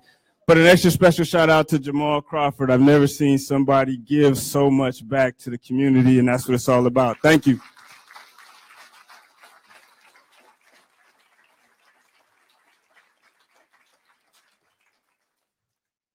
All right, our next presenter is Pastor Carter, who's a native of Seattle, attended Garfield High School, class of 1966. Pastor Carter is a senior pastor of Eternity Mysteries in Seattle, married to Margaret Carter for 37 years, proud father of 3 sons, 9 grandchildren, retired from the city of Seattle, where he served as construction manager for Seattle Public Utilities. Currently in full-time ministry, his favorite pastimes are camping, salmon fishing, walking, sports, of course, and is a dear, dear friend of our next inductee. Well, thank you. Praise the Lord, everybody. First, you're giving honor to God, who is the head of my life as well. I'd like to thank SPS, and I'd like to congratulate all the inductees on tonight. And this is an awesome event, and it's a privilege. I want to thank you, Bill, for allowing me to stand in the gap to be here to introduce you. I also want to recognize Councilman Gossett and Councilman Harrell on tonight. It's good to see them here because I see them quite everywhere, a lot of places, and so do y'all. But I just wanted to say it's an honor for Bill to be recognized. He's been recognized all of them down the coast, and he lived a majority of his life in California, and he's back home. I think he's been home for some time. I'll let him tell you how long he's been home, but he it means a lot to be recognized at home. This setting in here, this environment in here is family. This environment in here is community. And so we all feel a part of it, as Mario was speaking and giving shout outs. You know, I could give a shout out to a lot of Bulldogs, and and that rival goes back, you know. But Bill, he started. I've been knowing Bill North for 60 years. Yeah, 60 years. And we were, I'm not going to tell you all my age, but we started playing sports in Seattle, and Seattle was the central area, and we would play in Washington Park and play in Garfield Park and play over at Meany and play over at Broadway and play over at Yesler Terrace and play up at the Boys Club. And when you were involved like that, you needed a road dog. You needed somebody to watch your back. Come on, somebody. And you needed to watch somebody. So he was my friend. And I didn't really know what a friend was then. It was just having a lot of fun. We go to Husky games after playing our Little League games. His coach was the late Booth Gardner. I believe that was one of Bill's favorite coaches, along with many others. And his other mentors was his brothers, who were some awesome athletes, Woodson and Butch Richard. And so we played all the way up into high school, and we started getting serious about athletics. But Bill had this instinct about him where he was tenacious. He was about winning, and he had this drive like you wouldn't see before. And so he played at Garfield High School and went on to Central Washington. And we went on to Central Washington, and he had an awesome coach there by the name of Gary Frederick. A coach is one thing, but a coach that can be a father figure is something else. And Coach Frederick and Bill get along, and they communicate right now today. Bill was first NAIA at Central Washington for the intercollegiate athletics for American and baseball as a junior. He was selected by the Chicago Cubs in 1969. And that's only 3 years out of high school. And they looked at him as All-American. And he was kind of an unsung hero at the time. But Bill was traded from the Chicago Cubs, and he went on to start his career out on the West Coast as an Oakland A. And in that time, as being an Oakland A's center fielder, Bill had the opportunity to participate in 2 World Series and be a part of 3. Now, let me say that again. He has 2 World Series rings. His dad has one of them. He has one.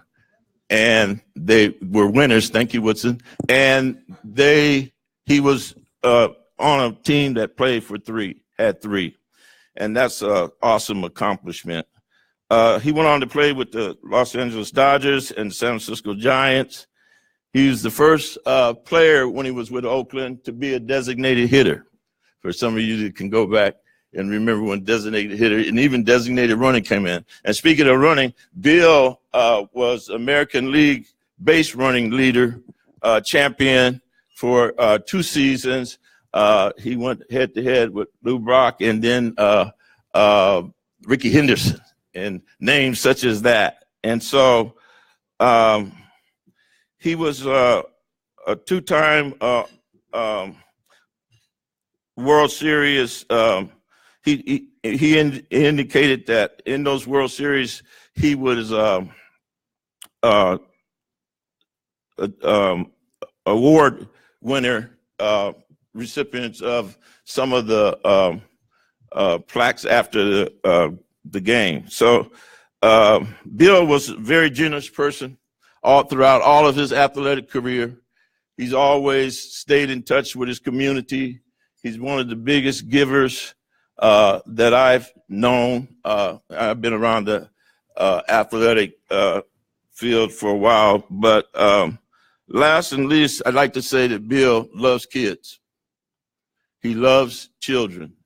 And a lot of the athletes do, but I just happen to personally be able to see him reaching out right now, working with CAYA and working with the YMCA, and also just doing batting instructions with a lot of the young people.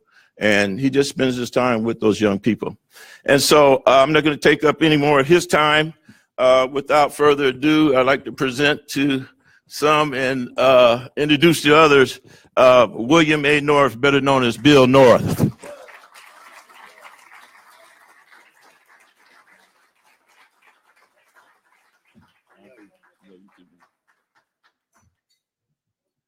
Well, okay.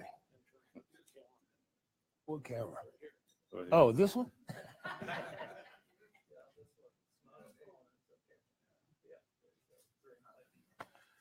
Mom, look at us now. Mama passed away, 97 years old. And she was, boy, I'll tell you, I don't know how many of you know Frances North, but she was my mom. She was mom to a lot of y'all too, you know. And mama, I got to tell you guys, as an individual, praise the Lord, he's measured every step I've ever taken, and he's brought me right here, right now, to tell you guys thank you. I'm so honored and humbled. There's something special when you're honored where you played in the dirt. I played in dirt all my life, y'all. Broadway Park, all them parks, and I wasn't very good. When I was 18, I got hit in the eye with a baseball. I played my professional career blind in one eye and never told them. And then they made me a switch here, putting my bad eye out in front, but I dazzled them with my footwork. But my life has been so wonderful. My epitaph's gonna read three things. He knew the Lord. Number two, he had more than his share of people that loved him. And he had a good time. And you know what? I look at people here. Dave, where'd you go? Belmonte. We go back a long ways, you know. But I look at Larry, and Dr. Mitchell and Terry, and you know, that was our village. That was our village, and we were all taken care of by our village. And I got to tell you, see, I was home. I wasn't very good when I was coming up. I got hit in the eye with that baseball and went crazy because I wasn't supposed to play anymore. I couldn't catch the ball below my waist. And I ended up being a first-team All-American, hitting .476 my junior year with an on-base percentage of about .650, .700. And I was supposed to be one of the top five picks in the country till they found out I had a white girlfriend and was president of the Black Student Union. I got drafted in the 12th round, the 243rd player picked, and I was in the big leagues in 2.5 years, like one of those first 5 picks would have been. And you know what? Praise the Lord. Praise the Lord. I ain't mad at nobody, and I ain't got no evil in my heart. I just want to tell you guys, from the bottom of my heart, I am thoroughly thankful and humbled to be recognized in my own town by my people.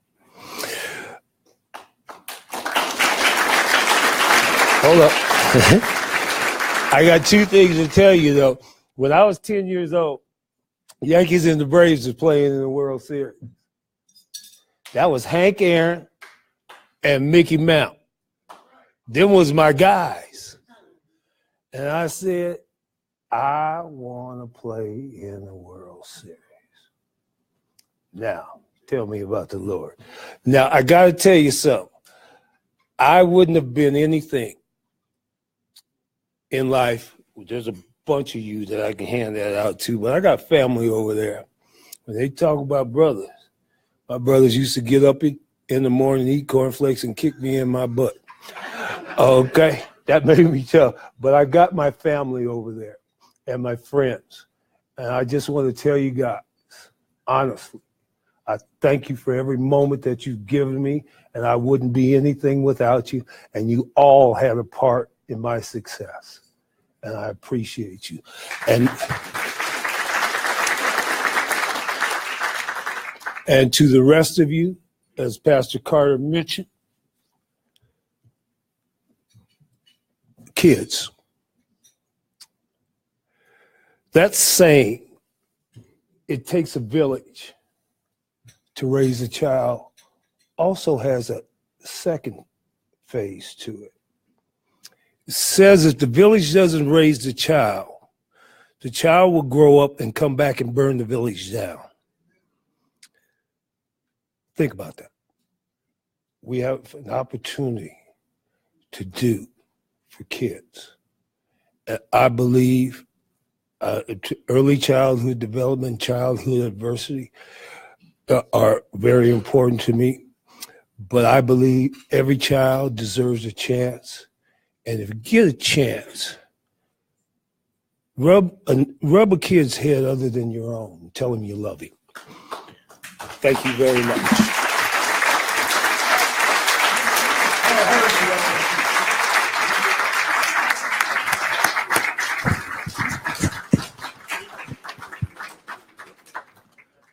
So we are so excited for this event, but I'm going to give you something for free with no charge.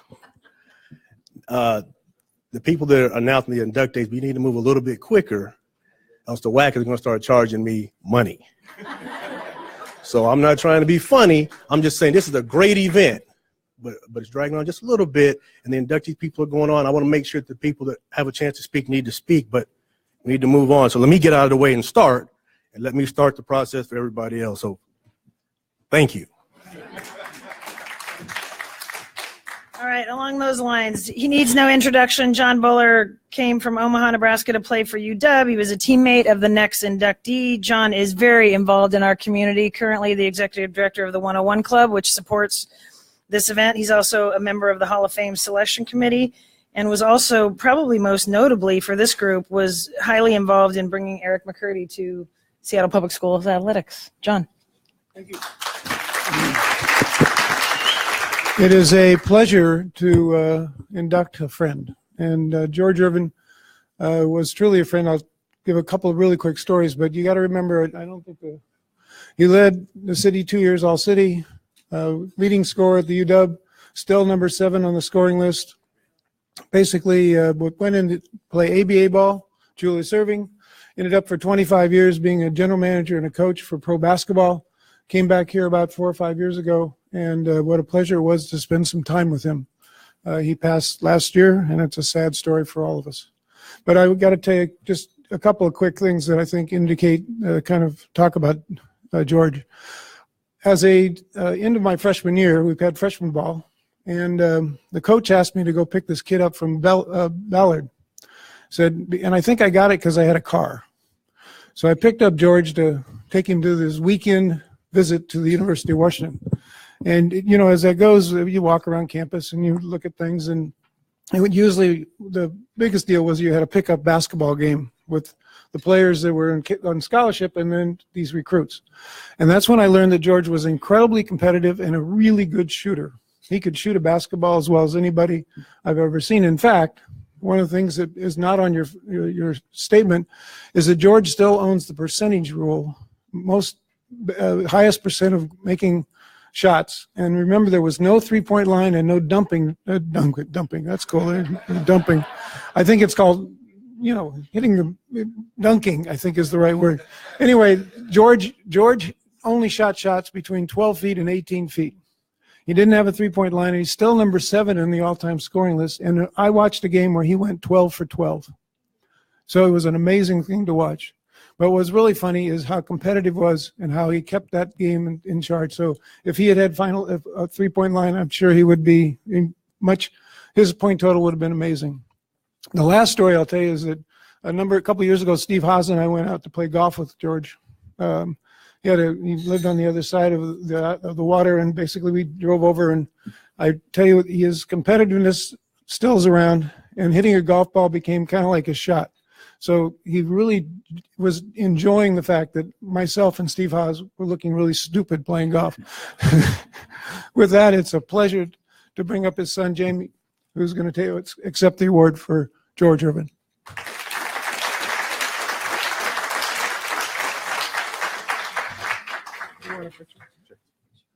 You want a picture? Thanks. Good job. Thank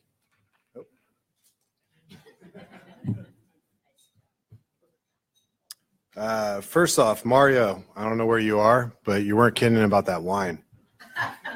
I'm so thankful to accept this award on my dad's behalf. I tell you right now how honored he would be to be able to receive this award. And I think my family can attest. We would have heard about it over and over and over again, how he's inducted to the Seattle Public School Hall of Fame. While my dad went on to have a great career that John talked about in college and in the pros and playing and coaching in the NBA, when he talked about playing in high school, he had a little twinkle in his eye. It was very special to him. He really loved playing high school basketball in the city of Seattle.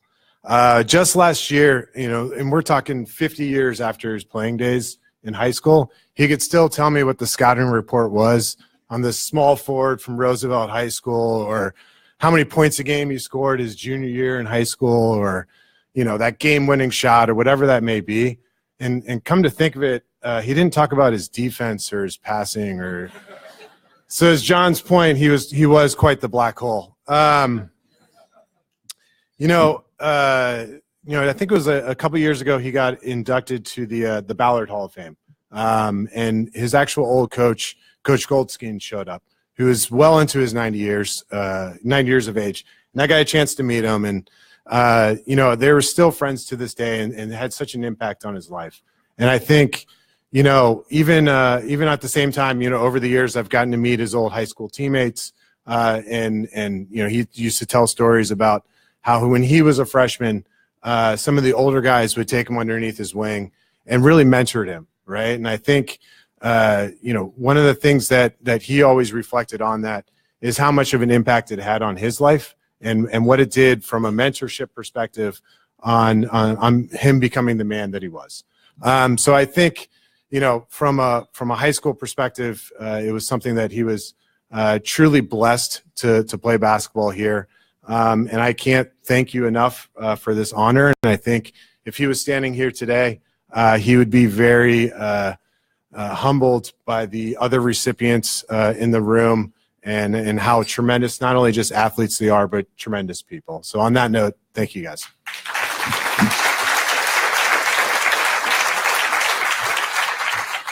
All right, our next presenter is Bishop Willie McLean, Senior Pastor of Holy Temple Evangelistic Center in Seattle.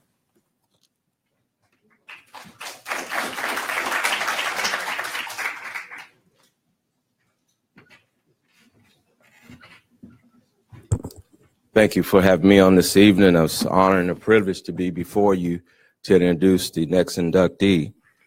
For the sake of time, the accomplishments are right in the program, so if you'd like to read those.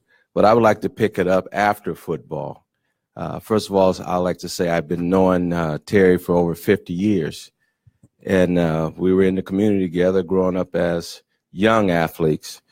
Many times I would be in my chair and watch him play. He would bring me out of my chair because of his side-to-side moves and dipsy doodles. and spins that would just amaze everyone.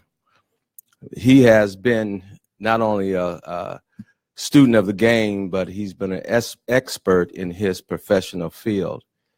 He also has committed the same dedication and commitment in the last 25 years in teaching 5-year-olds, amen. And he has been known as the kindergarten cop. I've worked with him in those 25 years, and we have been side by side. In the last 12 years, we've been in ministry together. He's still currently making moves, but they're making moves up and down I-5, going from Seattle to Everett, teaching at great Trinity Academy, still teaching 5-year-olds. So his commitment and dedication is way beyond, I say, that of a normal man, because we all, if you ever had 5-year-olds, you know what I'm saying. You know, you send them to school and let somebody else. And he has been that somebody else. He's currently now in ministry with myself, and we've been side by side. And he's a great man of God, a great gospel preacher. He's also the associate pastor of Holy Temple Evangelistic Center. I'd like to introduce to you this inductee, Reverend Dr. Terrence Metcalf.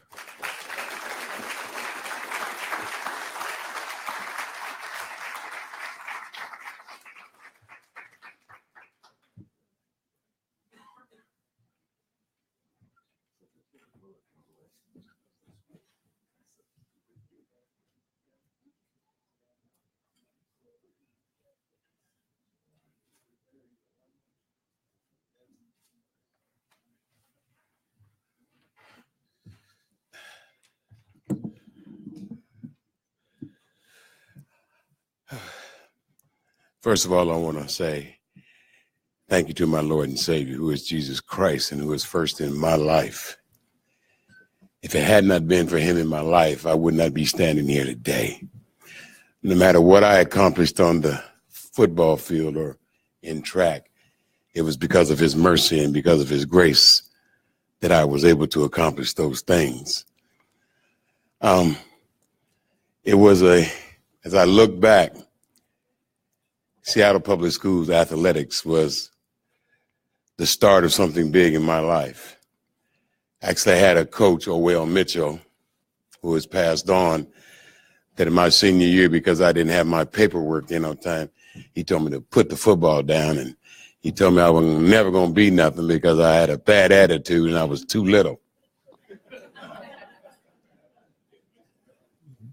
But what I think he knew what he was doing, he was motivating me. He saw that I was a fighter. And if you tell me I couldn't, I'm going to show you I can. And it was so funny, some 10 years later, I had to speak on his behalf. And I was waiting for the time to tell him, look at me now. But when I got up to speak, it came over me that it was because of him. He was one of the ones that pushed me, that saw something in me that greater that I couldn't even see in myself. It was mentioned tonight, Frank Ahern. He told me when I was in the 10th grade that he was going to see me on TV. I didn't know what he was talking about. I was just trying to make varsity. But there's been many people in my life that caused me to excel. And a lot of those people were the ones that had negative thoughts about me. Because see, like I say, I'm a fighter. I fight that traffic, every morning, 20 miles to teach a handful of kids that they're going to be somebody. That's my passion. That's what I get up for now. If you ask me how many games I watched this year, I can tell you none, because that does not excite me anymore. What excites me is when I can see a child come in with his head hanging low. And at the end of the year, he's standing tall because he knows he's a child of God and he knows he's going to be successful. Someone said that to me, and that's why I have to give it back that way. Because regardless if they're a great football player, basketball player, whatever, if they don't know who they are, they're going to get lost. So what I'm trying to do, not only in ministry, but in teaching, is help the lost find their way. See, because a lot of us are blind and can't see. A lot of us are lame and can't walk. But if we teach them how to see, if we teach them how to walk, then we can have a better society. That's what Seattle Public School has done for me. That's what I'm doing with my life. And I thank you, Seattle Public Schools, for honoring me this way. Once again, it's been said over and over again, it's good to be honored at home. It's good to be loved at home. And I thank you. God bless you. And may the Lord keep you.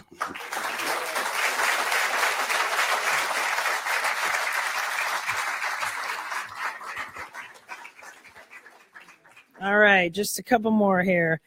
Mark Haley worked at King County Metro for 34 years and also coached various sports at Rainier Beach High School for 32 years, including football for all 32. He also coached wrestling, track, and girls basketball, where he met our next inductee, Mark Haley.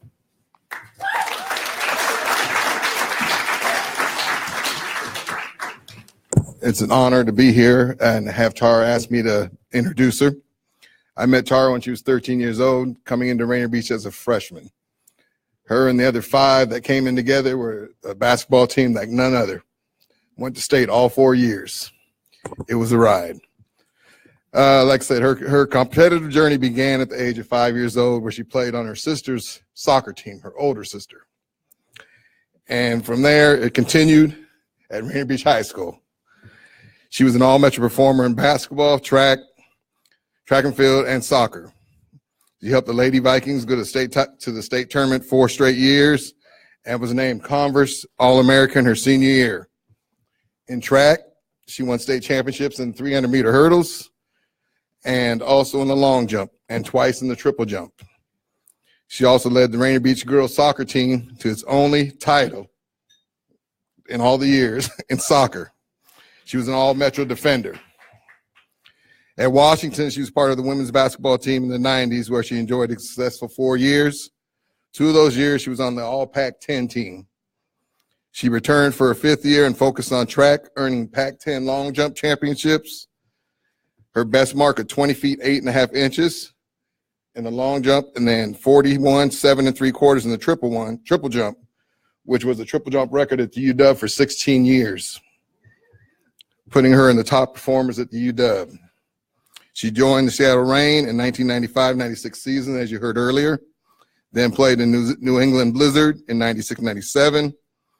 After the ABL, she played in the ABL Women's League with Seattle Reign. Then she went to Israel and played 1 year before returning to Seattle. Upon returning to Seattle, she got her master's degree in education leadership policy, focusing on intercollegiate athletic leadership. She's now working at the Seattle School District as an assistant athletic director. I present you Ms. Tara Davis.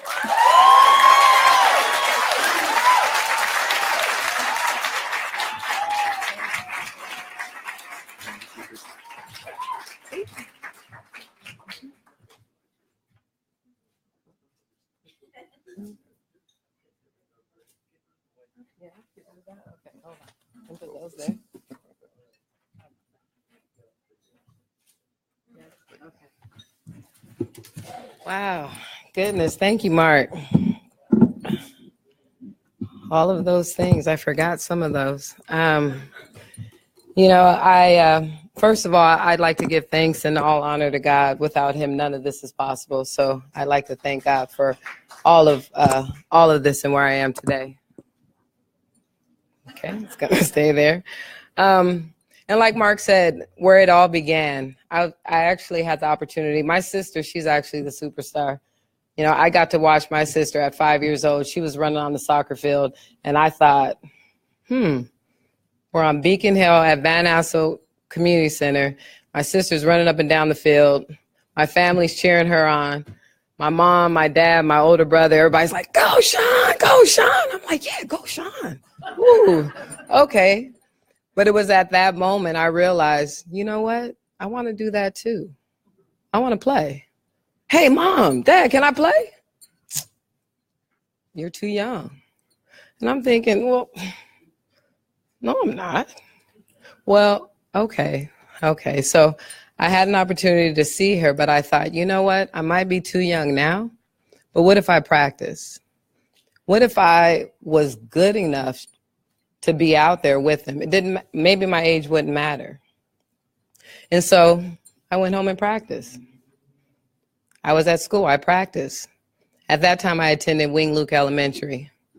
And I was actually in school with Mario. No, he's not here, but Mario, he attended Wing Luke Elementary. So I had some people to look up to also, besides my sister, and actually compete against.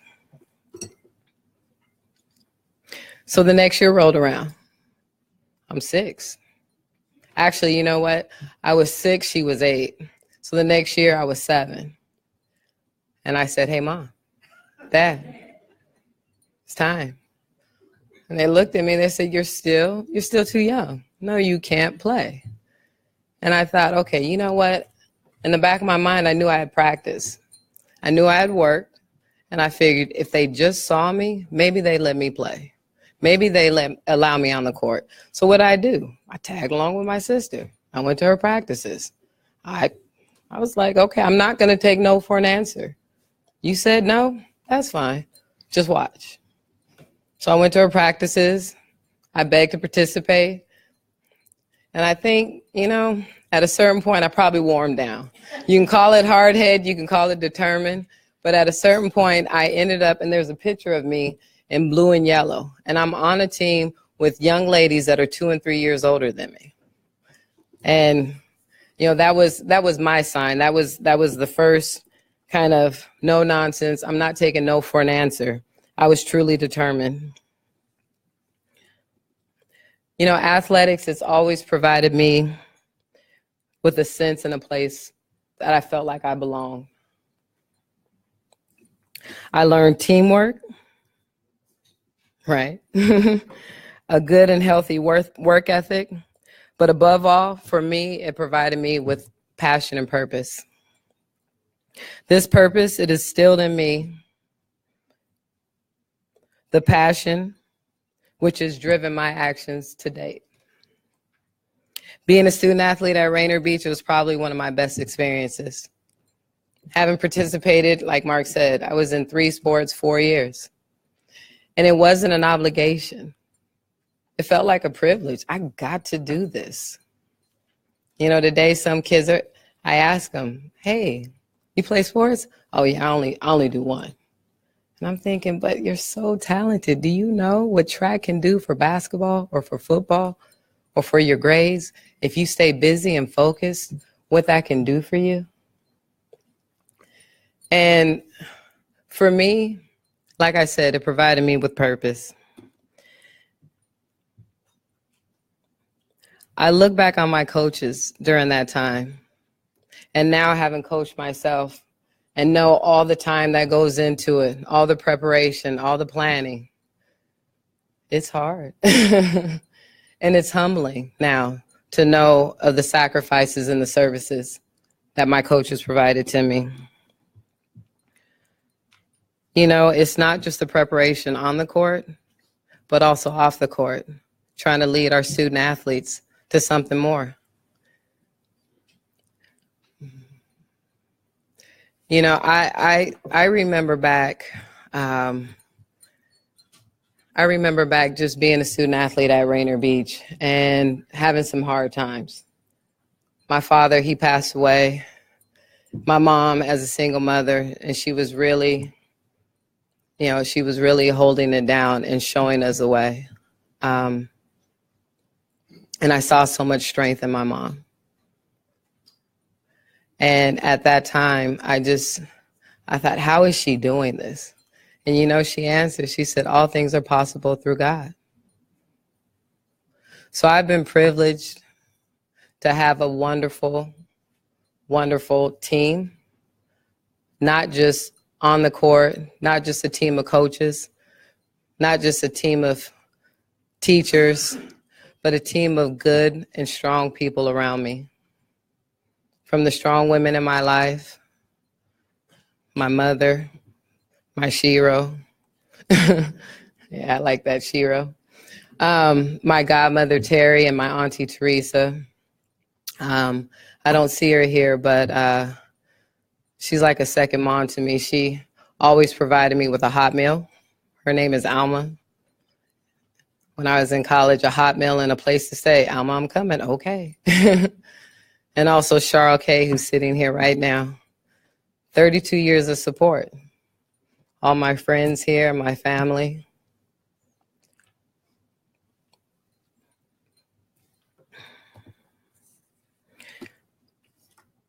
Like, I think that was Terry over there, or actually Billy North. He said it takes a village to raise a child. And he's right.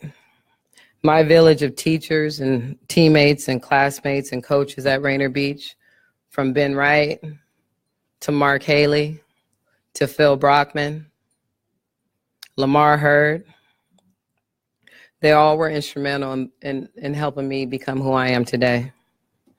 In addition, my youth sport coaches, Coach Flowers, he's not here. Some of you may know him, Bob Flowers, and also Coach Smith.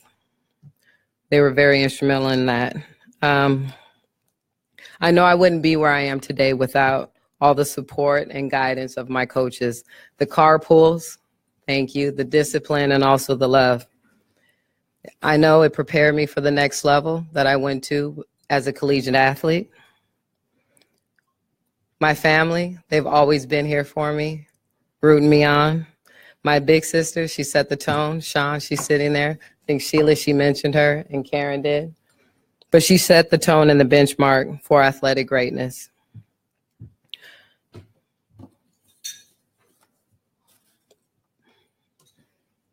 Again, all these opportunities are possible through God, and I'm thankful for allowing me these experiences in athletics, for opening doors and creating, for opening doors and allowing me the opportunity to be part of great teams. I've enjoyed success on the court, on the field, and on the track, and also my current position to be part of a great team with the Seattle Public Schools Athletic Department. See y'all sitting there. I believe Eric McCurdy, he's a great leader. Thank you. And also a coach. He's drafted, in my opinion, a championship team with people like Pat McCarthy, who's not with us tonight. He's at the district championship districts. Also Greg Brashear, Kalani Igarda, Stephanie Perez, Jeremy Woods, who couldn't be with us tonight. I believe Travis McCleany, he had to leave. He's our newest member. I look forward to continuing to support our athletic programs at our 10 high schools, our 22 middle schools, and then also our unified programs, as Director Jill Gary, she spoke of. Like I said, I currently have an opportunity to coach some of our athletes in the 2018 Special Olympic Games. Lastly, I know none of this is possible without the support of our district. So a special thanks to Dr. Flip Herndon for supporting our programs, and also Dr. Larry Nyland. Thank you for believing in us, and thank you for believing in educational-based athletics. God bless.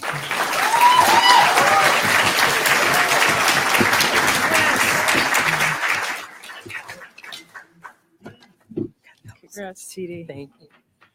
I've had the pleasure of knowing Tara for a long time. She was a freshman, and when I was a 50-year senior at UW, I won't tell the story about you falling asleep in the back of the bus. And she actually went to the bus yard and woke up 2 hours later. The bus driver did not know she was in the back of the bus. And nobody looked out for the freshman. And she literally woke up in the bus yard like 2 or 3 o'clock in the morning after a long road trip. I won't tell that story, but I've known Tara since the UW days. I got to know her again when I was the general manager of the Seattle Reign, and then I had the distinct pleasure of also being one of her professors when she achieved and received her master's degree at the University of Washington. Most importantly, I've gotten to know her as a mother, and the strength and resilience you see and appreciate and love in your own mother, you too possess, Ms. Davis. Our next presenter is Darryl Powell, played quarterback for Garfield. with the next inductee, went on to play for Tennessee State and later learned an MBA from Harvard. Darryl is currently the CFO for United Way of King County, and he and his wife are extremely active members in the Seattle community. Darryl Powell.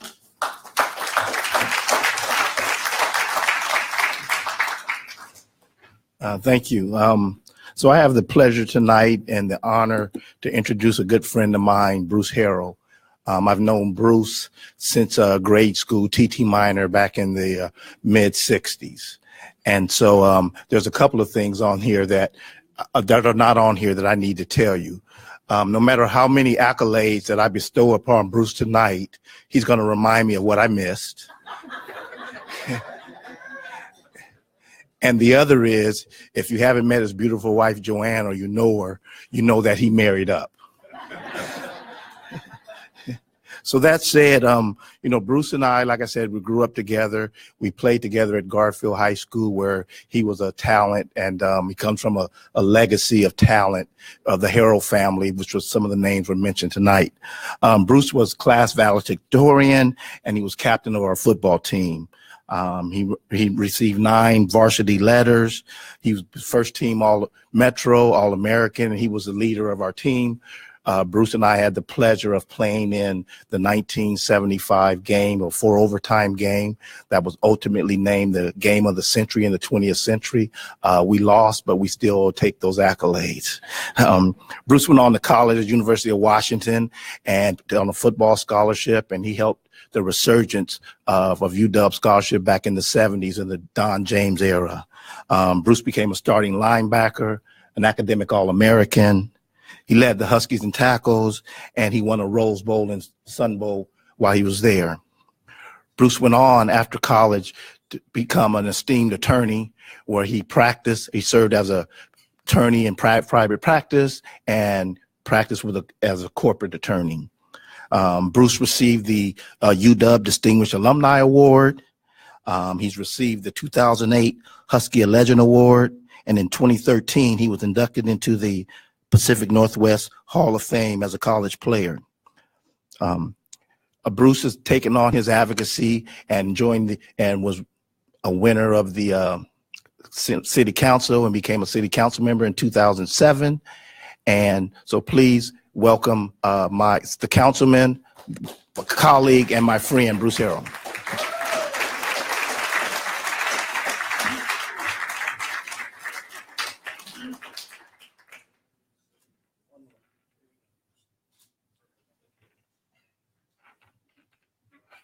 Thank you, Darryl Powell. I'd just like to continue that introduction a little bit, because he did miss a few things. First of all, I want to thank the Seattle Public School District for putting me last on the program. That was a joke, because all the people I was going to thank have left, except my family. In all seriousness, this has been a glorious evening, and I'm really proud to be just a small part of it. We've heard so many inspirational stories, and I just want to have share one thought with you, and that is this commonality of sports. I've heard tremendous athletes and their coaches talk about it. I constantly ask myself, what inspires you? When you're young, we had great high school experiences, and probably what inspired me was to get out of my neighborhood, or to please my mother and father, or my cousin or my brothers, to please my coaches. I was inspired by what I saw around me. I thought that's what inspired me. But as I've gotten older, and I have friends and coaches that, again, have known me since I was 8 or 9 years old, I realize what actually inspires people is a voice. Now, that voice could come from within, and the voice for people of faith could come from God. The voice could come from a mother or father, from a coach. We've got many coaches here, great coaches, but it's always a voice. And I started thinking about that voice, because you see how good I look right now? I can still bounce around. I could cross Sheila up. I could do it all. The voice, actually, when I think about it, is always a voice of love. God is love. My wife inspires me every single day. My sister-in-law, my family here. It's always a voice of love, and they don't care whether you win or lose. So I thought about the reason I like this high school stuff is because I was probably very, very happy in high school. And when I think about what happened in Parkland, Florida, and what happens in high schools, and I spend a lot of time with the youth, and I know we have ministers out here and teachers and coaches, and I love the Seattle Public School District. This is a marvelous event. But I thought about that our voice, that we have to be the voice. That was why we're here, is to help the district have that voice. Because I was lucky. My mother and father went to Garfield. They met at Garfield. They got married. They married for 50 years. Big old black guy, little old Japanese woman. I don't know what they saw in each other, but they loved each other.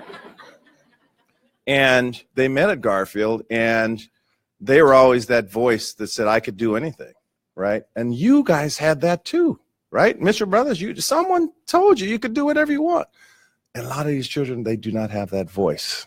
They have another voice saying, you're not going to amount to anything, or you're going to miss out, or these negative voices. So my takeaway from these glorious stories, and that's the benefit of being almost last, is I heard the stories, I heard those voices, and it got me fired up again. So when I leave here, I'm going to run like 5 miles, do some push-ups. No, I'm just joking. I'm not going to do any of that stuff. But I am inspired by the voice. So community, thank you for giving me your voice. Thank you, my family.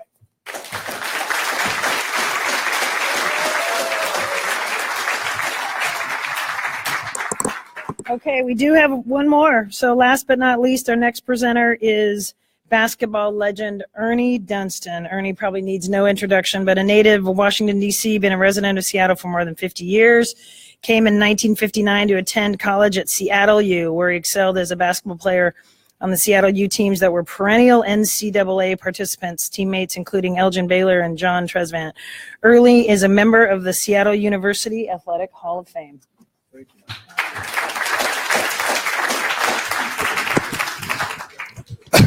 First of all, I was not a teammate of Elgin Baylor's. I'm a little younger than Elgin, but we did come from the same high school in Washington, D.C. And I'm here tonight to introduce Bill Wright as a Hall of Famer for Seattle Public Schools. And I first knew Bill as a great basketball player. Bill's from Franklin High School. He was all-city, all-state in basketball and golf. And when Elgin Baylor came out to Seattle, he had to sit out a year. He played for the West Side Forward AAU team, and Bill Wright was his teammate. And so we got to know Bill that way. And then when Elgin was, he was with the LA Lakers, he was drafted into the military, and he satisfied his military service by coming up to do his service at Fort Lewis on the weekends. So he would come up to Seattle, and we play pickup games at CLU's old gym. And Bill would sometime be up there playing when he was in town. But Bill's background and his accomplishments are pretty well laid out in the program. I just like to highlight a couple of things. He was the NAIA All-American in golf his senior year at Western Washington University. He was the first African-American golfer to win a USGA title, the 1959 U.S. Amateur Public Links Championship. And he was a former member of the PGA Tour. And in his after leaving the tour, he spent many years as a teaching pro in Los Angeles at the Lakes at El Segundo golf course. I'm sure Bill will be very proud to add the Seattle Public Schools Athletic Hall of Fame to the long list of halls of fame that's listed on the program. This evening, Bill was able to come up from Los Angeles. He's having some health challenges. So tonight, he's going to be represented by the wife and the son of one of his longtime friends and golf partners from Seattle, Joan Lydell, and her son, Derek Lydell.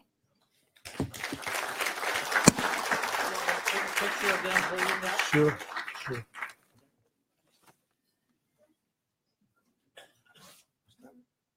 Step up here first, Joe, then turn around.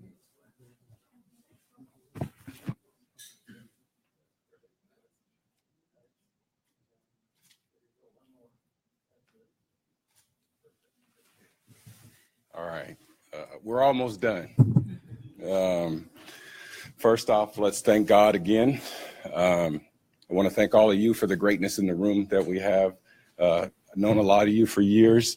There's a group of people from Collins Playfield. Uncle Paul might know of it. Uncle Charles, you guys might know of it. Bill speaks very highly of that place. He had good hands, and he would throw a mean curveball at whoever was up to play. And I think that place gave him the attitude that he needed. Definitely for basketball, but for golf, it was a total different story. There was nobody before him to do what he was doing. So I want to say thanks to those kids from Collins Playfield for building that attitude. The next group is First State Golf Club. Bill's family had to sue the city of Seattle with the help of First State Golf Club so that he could have a handicap.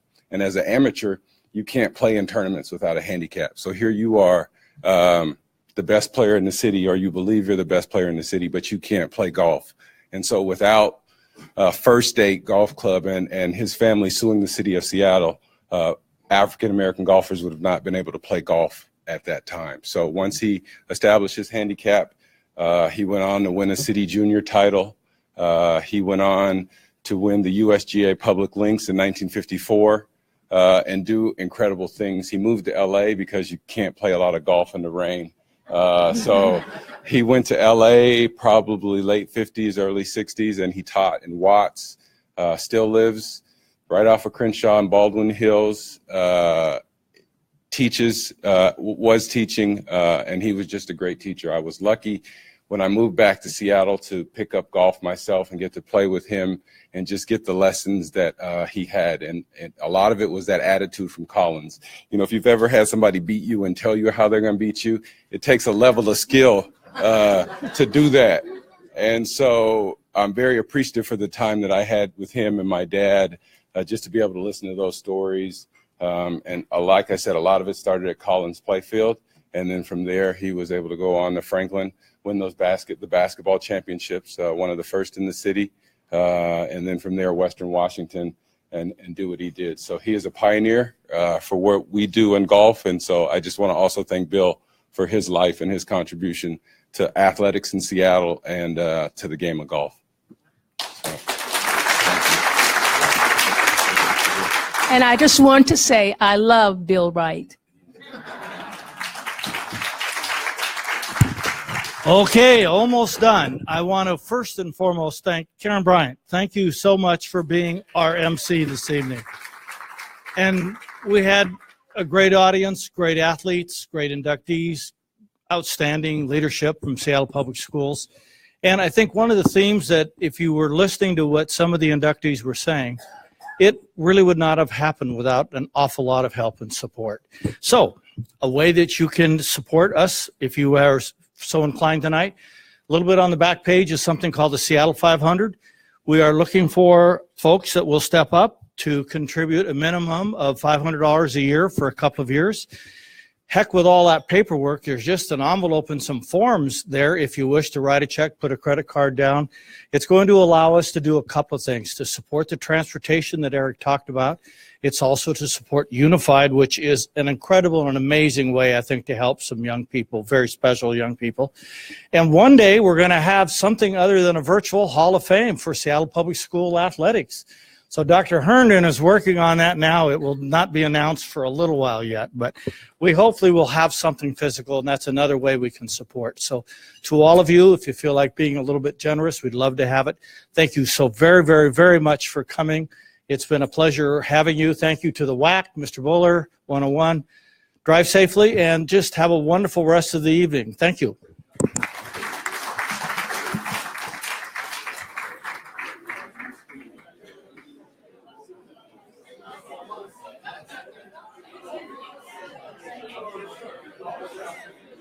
And that is it. Wow. What an array of talent, not only on the field and on the court and on the course and on the ski slopes, but also in our communities. You're listening to RainierAvenueRadio.World, and that was at the second annual Seattle Public Schools Athletic Department Metro League Sports Hall of Fame. And joining me, Athletic Director, Mr. Eric McCurdy. This is your baby, man. It is, sir. And thank you for having us on. Outstanding event. Drug on, for lack of a better term, a little longer than I would have wanted it to. I need to clean that up. But when you have such great inductees, things like that are going to happen. We're just so excited about the second class that went in, and we have many more to put in. We see people like Charles Mitchell here. Think about some of the first class, Dr. Charles Mitchell, some of the first class that went in. We'll just continue to improve the event, continue to honor the great student athletes that we have. And the realization is that we haven't even gotten to coaches yet. We haven't gotten to a team.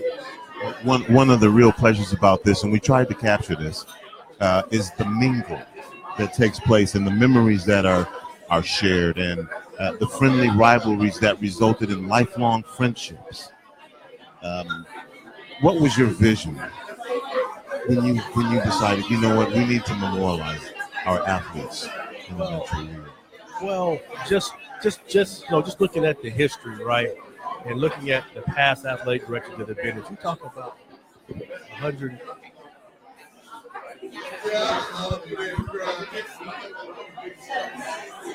You talk about 100. You talk about 100.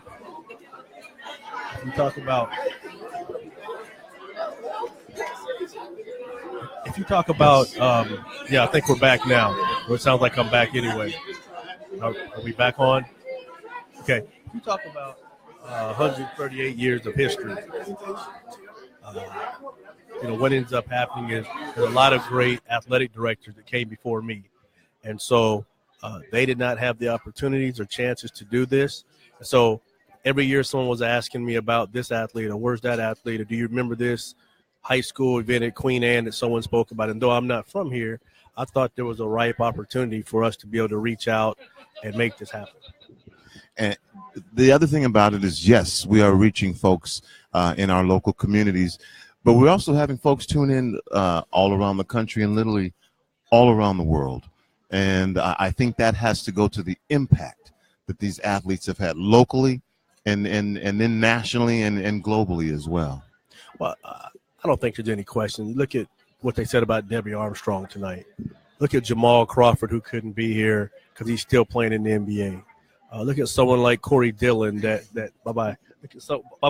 Look at someone like Corey Dillon. See y'all later. That did such a phenomenal job and put Seattle on the map. When I remember Seattle, and I'm going back not with the past one that went in tonight, just with playing with the Patriots and playing with Cincinnati and saying, wow, that guy from Seattle, not knowing anything about Seattle. I didn't. And so those are the type of things that I believe impact society. Educational-based athletics impact society. And what you heard tonight, you heard high school stories, right? You went on to hear about great accomplishments after high school, but the feeding line was high school and my high school experiences. And so an event like this obviously takes a lot of time to put together. There's a lot of things happening. So you probably enjoy it tonight and take it all in. And then tomorrow you start right back on it again, huh? Man, we start right back on the grind. We got district basketball. And here in the night, having the head coach of head football coach and athletic director, Monty Kohler-Baudet here, saying that they had beaten Rainier Beach and laughing at me about that. It's competitive fun. But the realization is that, the Metro League does some phenomenal things academically and athletically. And I always stress in my 7 years here, I'm more proud of the fact we won 29 academic state championships than I am anything else. And I have to say, Mr. McCurdy, thank you for giving Rainier Avenue Radio this opportunity to broadcast these games, to be a part of what you're doing, for letting us be part of your vision to build communities. As we've been stating, as we've been broadcasting games, is our goal, our mantra is bringing communities together. And we've had the opportunity to broadcast games from Bainbridge, from O'Day, from Ballard, from Garfield, from Rainier Beach, from Franklin, from Seattle Prep. And each time we do, we build community when we do that. And so as an independent media outlet with the goal of serving community, we certainly appreciate your vision and, again, giving us the opportunity to bring this to our community. Well, I'll close with this. You did this, Tony. You came to me with your vision and your dream, and you did everything the right way. You went out and you got sanctioned by the WIA. You put yourself and your enterprise on the map. And what that allowed us to do and me to do is you created an easier pathway for me to be able to, for lack of better terms, move the needle on the dial to get you where we needed you to be. And once we saw the product, I believed in you after talking to you. Once we saw the product, and I mentioned this earlier in the interview that I had here on the station, man, we were all go, all moving forward. And so we're proud of what you're doing to come in so late in football season and then to move forward with basketball season. And then to turn around and be here. We're going to try to have your enterprise everywhere because I believe in you. Our district believes in you. Dr. Nyland believes in you and what this company's doing. And so we're excited about the potential and continued partnerships. All right. Thanks for joining us. You got a lot of people who want to talk to you. Probably got a lot of things you want to wrap up and do. So enjoy the evening. Enjoy the success of this beautiful dinner and celebration and induction ceremony. Congratulations. Thank you, sir. All right. Mr. Eric McCurdy, athletic director and one of the strong visionaries behind this event, putting this event together.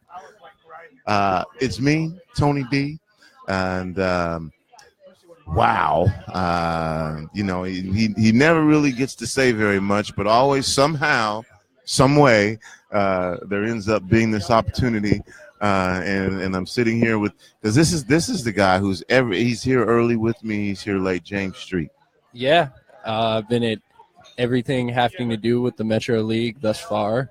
And what are your thoughts, man? That just about this ride we've been on from being at a Memorial Stadium and lugging equipment up those steep steps and being out in the rain and here we are at the WAC and we just finished being able to broadcast a ceremony honoring legendary, not only Metro League folks, but folks who've made an impact, as I was telling Mr. McCurdy, nationally and internationally as well. Yeah, I mean, we're getting to meet, legends that have been around for forever. People who was it Debbie who was on there Debbie who Armstrong. wasn't able to make it, went to 3rd through 5th grade with my mom, just people that have been around this area for so long and have such a huge impact, down to getting to go to these games and meet these future stars and get to watch them play and see we're experiencing so much of the athletic culture that exists in Seattle. And we will be back on Saturday at 11 o'clock doing the thing that got us here in the first place, which is broadcasting games. We'll be at the Sea King District Tournament, and we'll be broadcasting all of the games that place the teams in the regionals, and then also the championship of the Sea King District will be decided. Do you know by chance who some of those games are? I don't know. I don't know. Because I just heard that little tidbit that Rainier Beach lost earlier, too. Are we sure about that? Did you hear that? I did not hear that. You didn't hear that I did hear when that Garfield had lost that the a couple of days coach, ago. one of the coaches of Beach left at halftime to come out here. Ex-coach of, they say Franklin, left to come out here to honor one of the people who was inducted tonight, and said that they ended up losing the game. Yeah. Well, you know what? That just goes to show you the strength of the Metro League. Yes. It's a highly competitive league, probably one of the most competitive league, not only in the state, but on the West Coast and probably in the country. There's some great teams here. Oh, yeah. And it is great to have leadership like this, where these young players know that if they accomplish on the field, they have the opportunity to accomplish in life, and then they have the mentorship to see that they can come back to their community and not only be honored, but give back to their communities as well. And so it's a wonderful reciprocal relationship. Yes. Yes. And that's the great thing about high school sports too. You know, it really is just all about the fun, the love of the game, and still a learning and growing experience for everyone. Yes. Well, we'd like to thank everyone who took the time to listen, and those of you who watched on our Facebook page. We've had a great time. Again, we'll be back with you on Saturday, starting at 11 a.m., broadcasting games from Bellevue College, high school basketball on the air at RainierAvenueRadio.World. And then again, you'll be able to see the broadcast on our RainierAvenueRadio.World Facebook page. On behalf of Mr. Rick Dupree and Edwin Bailey, Paul Pearson, John Yasataki, Mr. Daniel Bellis, Karen Zmet, and, of course, James Street. It's me, Tony B.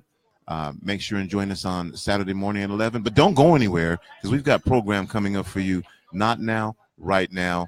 Tune in. We're out. Thanks for joining us. Peace.